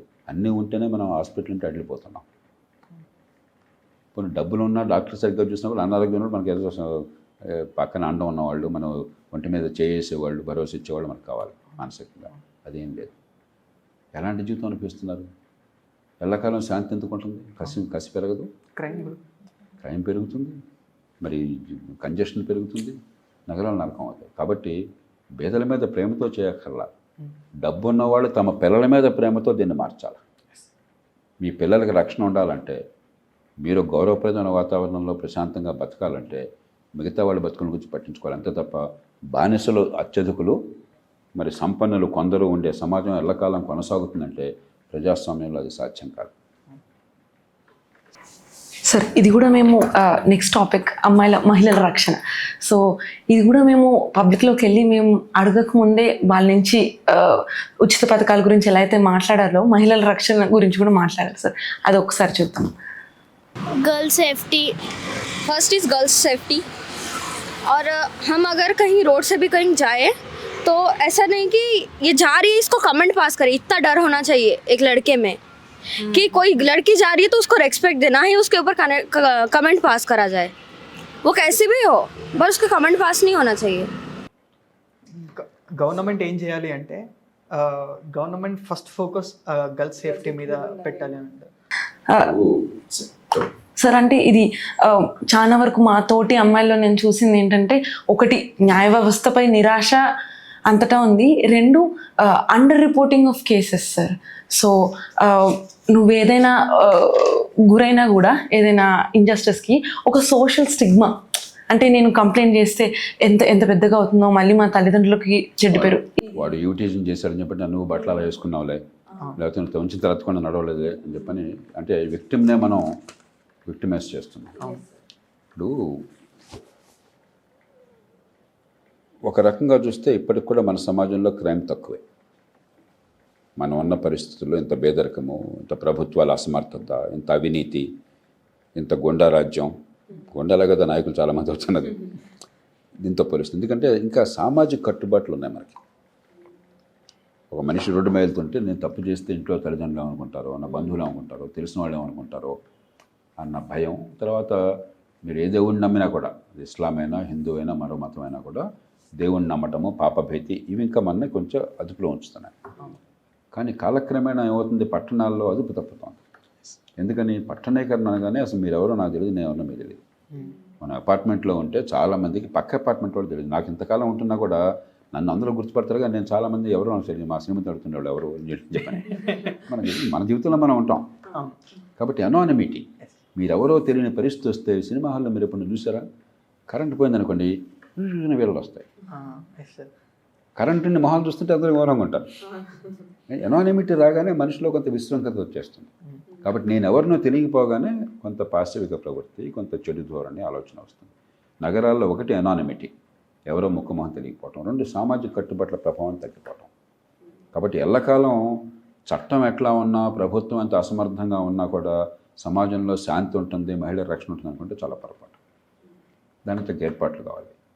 2 స్థాయిల్లో చూద్దాం. సరే, పెద్ద పెద్ద నేరాలు, అత్యాచారాలు నేను తర్వాత చూద్దాం, ఎందుకంటే చాలా చర్చించుకుంటున్నాం. దానికి ఏదో మరి చట్టాలు, ఉన్న చట్టాలు చాలు. కానీ అంతకంటే ముందు ఏమిటంటే, ఒక పర్మిసివ్ వాతావరణం. అంటే ఆడపిల్ల వెళుతుంటే, ఇందాక ఆమె అన్నది, అదే పని కామెంట్లు చేస్తుంటే, అశ్లీలంగా శరీరాన్ని వర్ణిస్తుంటే, బస్సులో వెళుతుంటే అనుమతి లేకుండా తాకితే, ఇలా రోజు జరుగుతుందని మనం వింటున్నాం. మహిళలుగా మీరు చెప్పాలి. మన మహిళలు కూడా అలవాటు పడిపోయి దానికి ఎలాగోలా వాళ్ళకి వాళ్ళు ఒక రక్షణ కవచం ఏర్పాటు చేసుకుని దానికి సర్వైవ్ అవుతున్నారు. అలాంటి జరగగానే 3 రోజుల్లో వాళ్ళకి ఒక చిన్న శిక్ష పడింది అనుకోండి, ఒక కామెంట్ చేయగానే టకామని ఒక 2,000 రూపాయలు జరిమానా వేశారు, వాడిని కన్విక్ట్ చేశారు, జైల్లో కూడా పెట్టక్కర్లేదు. నెక్స్ట్ టైం అయితే జైలుకి వెళ్తావు, నువ్వు స్టూడెంట్ అయితే నీ రికార్డులో నీ పేరు ఉంటుంది, ఇంకోసారి జరిగితే నేను ఎక్స్పెల్ చేస్తాము. ఉద్యోగం కోరేవాడు వినట్టయితే ఉద్యోగానికి అర్హత లేకుండా చేస్తాము. ఉద్యోగంలో ఉంటే ఇంకోసారి ఇలా జరిగితే ఉద్యోగం పోతుంది. ఒక కొద్దిపడ్డ భయం కలిగించాం అనుకోండి, వీళ్ళు దగ్గర పెట్టుకొస్తారు వెంటనే. ఆమె చాలా కరెక్ట్. ఆ వాతావరణం రాగానే ఏమవుతుందంటే పెద్ద నేరాలు కూడా రావు. ఎప్పుడైతే రోజువారీ నేరాలు విశృంఖలంగా జరిగిపోతున్నాయో అది నేరాలుగా అనుకోవట్లేము. చివరికి సినిమాల్లో కూడా సిగ్గు లేకుండా వాళ్ళు ఆడపిల్లని ఏడిపించటము, అవమానించడం పెద్ద హీరోయిజంగా చాలామంది అవుతారు. ఒక వికృతమైన వాతావరణం, అది దాన్ని గ్లామరైజ్ చేస్తున్నారు. వాళ్ళని కూడా నిందించాలి. నేను మామూలుగా కొంత తిట్టాలని తిట్టడంలా, కానీ సినిమాలకి ఎంత ప్రభావం ఉన్నప్పుడు వాళ్ళకి బాధ్యత ఉన్నది. ఆడపిల్లని చంపమే టల్లును కొడితే ఆడపిల్ల ఊరుకోవటము, లేకపోతే ఆడపిల్లని ఏడిపిస్తే అదే పనిగా పట్టుకుని అనుమతి లేకుండా చేయబట్టుకుని లాగితే పెద్ద హీరోయిజం చాలామంది అయితే మిగతా వాళ్ళు కూడా గొప్ప అనుకుంటారు. కాబట్టి ఈ చిన్న నేరాలకు వెంటనే శిక్ష పడే ఏర్పాటు ఉందనుకోండి, ఆటోమేటిక్గా దీన్ని బ్రోకెన్ విండో సిండ్రోమ్ అంటారు. అమెరికాలో న్యూయార్క్ నగరంలో భయంకరంగా నేరాలు జరుగుతుండేవి 1980ల దశకంలో. ఆ మెట్రో, అక్కడ కూడా వాళ్ళకి అండర్గ్రౌండ్ ట్యూబ్ అంటారు, ట్యూబో మెట్రో అంటారు. ఆ మెట్రోలో భయపడేవాళ్ళు. నేను మొట్టమొదటి అమెరికా వెళ్ళినప్పుడు మెట్రోకి వెళ్ళాను, నేను భయపడ్డాను. కానీ తర్వాత పూర్తిగా మారిపోయింది. ఎందుకని, అక్కడ చిన్న చిన్న నేరాలు వెంటనే పట్టించుకుని, ఆ కిటికీ పగిలిపోయింది అనుకోండి వెంటనే దాన్ని పెంచేయడం, గ్రాఫిటీ చర్చ రాశారనుకోండి వెంటనే దాన్ని తొలగించడం, ఇక్కడ తప్పు జరగదన్న వాతావరణం సృష్టించగానే క్రమక్రమంగా మొత్తం బాగుపడింది. క్రైమ్ అంతా కంట్రోల్ అయిందని చెప్పిన వాదన ఉన్నది. కాబట్టి చిన్న క్రైమ్ అయినా కూడా సమాజం వెంటనే పట్టించుకుంటుంది, దానికి ఒక శిక్ష ఉంటుందన్న భయం కలిగించే వాతావరణం ఉంటే పెద్ద క్రైమ్స్ కూడా తగ్గుతాయి. అది చేయడం కోసమే లోక్సత్తానే పోరాడి నేనే అందరితో కూర్చొని జాతీయ స్థాయిలో 2005లో ప్రారంభిస్తే 2009లో చట్టం వచ్చింది, స్థానిక న్యాయాలయాల చట్టం. కాబట్టి గ్రామ న్యాయాలయాలు అన్నారు, దాన్ని పట్టణాలకు వర్తించేట్టు చేస్తే, ఆ చట్టం ప్రధానంగా మహిళల రక్షణ కోసం ఉపయోగిస్తే 3 రోజుల్లో, వారం రోజుల్లో ఎక్కడికక్కడ శిక్షలు పడి ఏర్పాటు చేయొచ్చు, జరిమానా వేసే ఏర్పాట్లు చేయొచ్చు. చట్టం ఉంది, ఉపయోగించుకోవట్లే మనం. సార్ మహిళల రక్షణ నుంచి ఒక్కడుగు ముందుకేసి మహిళల అభివృద్ధి స్వావలంబన గురించి ఆలోచిస్తే సర్పంచ్ పతి అనే ఒక ఫెనమినని మనం చూస్తుంటాం. పంచపతి అంట. పంచపతి. సో అంటే ఉమెన్ రిజర్వ్ సీట్స్లో కింద. సో దాన్ని ఆ రిలవెన్స్ ఇప్పటికీ ఇండియాలో ఎంత ఉంది అని అనుకుంటున్నారా? ఉన్న కొంచెం దాన్ని కూడా మనం మీరు అన్నది ఏమవుతుందంటే మనకు చాలా డ్యువాలిటీ వస్తుంది. ఒకప్పుడు అసలు ఆడపిల్లలకు అవకాశాలు ఉండేవి కాదు. మా అమ్మగారికి నేను చూసిన వాళ్ళలో బాగా తెలివితేటలు ఉన్న వాళ్ళలో మా అమ్మగారు ఒక బహుశా అందరికంటే ఎక్కువ తెలివితేటలు ఆడుకున్నట్టు. వేగంగా చదవటం కానీ వేగంగా రాసిపోయడం కానీ ఆ రోజుల్లో చాలామంది ఆడపిల్లలాగానే 8వ తరగతి దాటిన తర్వాత వేరే ఊరికి వెళ్ళాలి చదువుకోవడం కానీ మన అమ్మాయి వేరే ఊరికి వెళ్ళటం ఏంటని చెప్పిన అహంకారంతో చదువు ఆపించేశారు. చివరికి మగవాళ్ళ అహంకారానికి బలేది ఆడపిల్ల అనమాట. ఇట్లా ప్రతి కుటుంబంలో ఉంది ఆనాడు పరిస్థితి. కానీ ఇవాళ ఏమవుతుంది, అవకాశాలు పెరుగుతున్నాయి. మన ఎందుకంటే మనకి సమాజం ఎట్లా ఉన్నా కూడా చట్టాలు మనకు చాలా ఉదారమైన చట్టాలు. దాంతో ఆడపిల్లలకి అవకాశాలు బ్రహ్మాండంగా వస్తున్నాయి, అద్భుతంగా రాణిస్తున్నారు. మీరు ఏ కాలేజీకి వెళ్ళినా ఇవాళ, ఏ యూనివర్సిటీకి వెళ్ళినా 100కి 90 కాలేజీలు యూనివర్సిటీల్లో ఫస్ట్ ర్యాంకులు మెడల్స్ ఎవరికి వస్తున్నాయంటే ఆడపిల్లలకి. ఒకప్పుడు ఎంబీబీఎస్లో చేరాలంటే మేము చేరినప్పుడు 30% మహిళలు రిజర్వేషన్ ఉండేది. బహుశా కొంత రిజర్వేషన్లు వచ్చి ఉంటారు. ఇవాళ 65% మహిళలు వెళ్తున్నారు. ఇప్పుడు మగవాళ్ళకి రిజర్వేషన్ కావాలి. కానీ ఏమవుతుంది, రాణించే అవకాశం రావచ్చు కానీ ఆ తర్వాత సమాజంలో వాళ్ళకి తగిన అవకాశం కల్పించకపోతే మహిళల పట్ల ఈర్ష్యతో కానీ, మగవాడు కొంచెం నాకంటే ఆడపిల్ల ఎదగటం ఏంటని చెప్పిన అహంకారంతో కానీ, వాడు మగవాడిని పెంచే తీరు ఎలా పెంచుతున్నాం మనం ఇప్పటికి కూడా. మన తప్పేది మళ్ళీ, ఆ తల్లులు తప్పే, ఎవరినో మనం తిట్టక్కర్లే. మగపిల్ల అనగానే వాడిని ఇప్పటికి రాజులా పెంచుతున్నాం. ఆడపిల్ల పెళ్ళాలకు అడుగుతుంది, మగపిల్లాడు కంచం కడగకపోతే నీవెందుకు ఈ పని అని చెప్పంటాం. కానీ వాడేమనుకుంటున్నాడు, ఒక పక్కనేమో ఆడపిల్లలతో పోలిస్తే తక్కువ ఉంటున్నాడు చదువుల్లో మిగతా విషయాలు, మరోపక్క నువ్వు గొప్పవాడు అనే వాతావరణం మన పెంపకంలో కనిపిస్తుంది. ఈ రెంటికి మధ్య ఈ కాన్ఫ్లిక్ట్ ఉన్నదే, దాంతో కొన్ని సందర్భాల్లో ఆడపిల్లల మీద హింస, లేకపోతే అవకాశాలు రాకుండా చేయటము. చాలా కార్పొరేట్స్ అమెరికా లాంటి దేశాల్లో కూడా ఉన్నత పదవుల్లో కార్పొరేట్స్లో మహిళలకు స్థానాలు రావట్లేదని కంప్లైంట్ ఉంది. అలాగే ఇప్పుడు ఈ స్థానిక ప్రభుత్వాలు రిజర్వేషన్లు ఇచ్చారు, ఇప్పుడు అసెంబ్లీ పార్లమెంట్లో కూడా ఇస్తున్నారు అన్నారు. నేను పూర్తిగా అనుకూలం, కానీ మోడల్ సరైనది కాదు నా దృష్టిలో. ఏం చేశారు, రిజర్వేషన్లు ఇచ్చారు కానీ ఎప్పుడైతే మీరు కంపల్సరీ రిజర్వేషన్ ఒక చోట నుంచి అనగానే సహజ నాయకత్వం రాకుండా ఎవడో బలవంతుడైన వాడి కుటుంబంలో వాడు తీసుకొచ్చే పరిస్థితి వచ్చింది. అలా కాకుండా ప్రతి పార్టీ విధిగా ఇంతమందికి మహిళలకు సీట్ ఇవ్వాలి, ఎక్కడ ఇస్తారన్నది మీ ఇష్టం, ఉన్న నాయకత్వాన్ని బట్టి. అంటే ఉన్నవాళ్ళు నాయకులు ఎక్కడున్నారో చూసుకుని వాళ్ళని పెంచి ఏర్పాటు చేసి వాళ్ళకి అవకాశం ఇస్తారు. నిజంగా నాయకులు పెరుగుతారు. ఒకసారి నాయకులు వచ్చిన తర్వాత ఆ సీటు పోదు. ఇప్పుడు మంచి ఎమ్మెల్యే నిలబడ్డాడు అనుకోండి, ఆయన ఎమ్మెల్యే కొనసాగుతాడు ప్రతి జనం కోరుకున్నంతకాలం. ఇప్పుడు ఏమవుతుంది, రిజర్వేషన్ రొటేషన్ అనగానే ఈసారి మీరు బాగా పనిచేసినా కూడా వచ్చేసారి మీకు రాదు. ఇక నాయకత్వం పెరగట్లా. నాయకత్వం అనేది చాలా అపురూపమైనటువంటి లక్షణం. అది ఊరికే ఏదో లాటరీతో వచ్చేది కాదు. ఆ నాయకత్వ లక్షణాలు మగవాళ్ళలో కానీ ఆడవాళ్ళలో కానీ ఏ రంగంలో ఉన్నా కూడా వాళ్ళని పెంచడం, వాళ్ళని ఉపయోగించుకోవటం సమాజానికి అవసరం దీర్ఘకాలం. ఊరికే ఒకసారి వచ్చేదో ఎగ్దిన్కా సుల్తాన్లాగా వచ్చేసి ఆ తర్వాత వాళ్ళకి ఛాన్స్ లేకుండా పోయింది అనుకోండి, మరుగుండి పడిపోతారు. దాంతో ఏమవుతుందంటే ఒక పక్కనేమో అయితే వాళ్ళ కుటుంబాలు వాళ్ళని ప్రాక్సీలుగా తీసుకొచ్చి పెట్టడం, అక్కడ పెత్తనం మాత్రం వీళ్ళు చేయటం. మహిళలకు ప్రతిభ ఉన్నా కూడా ఇంట్లో మరి మన సమాజంలో మగవాళ్ళ పెత్తనం కదా మనకి ఇప్పటికి కూడా. మనకు అత్యధికంగా మన మేల్ డామినేటెడ్ సొసైటీ కదా, అది ఇక్కడ కనిపిస్తుంది. రెండు, వాళ్ళు ప్రతిభ ఉన్నా కూడా రాణించినా కూడా కొనసాగే అవకాశం లేకపోవడం చేత మరుగున పడిపోవటం. అంచేత రిజర్వేషన్ మహిళలకు ఇవ్వటం ఖచ్చితంగా అవసరం, కానీ నమూనా మార్చాలి. మనం కాలక్రమేణా మహిళల నాయకత్వాన్ని స్వీకరించాలి, అంగీకరించాలి.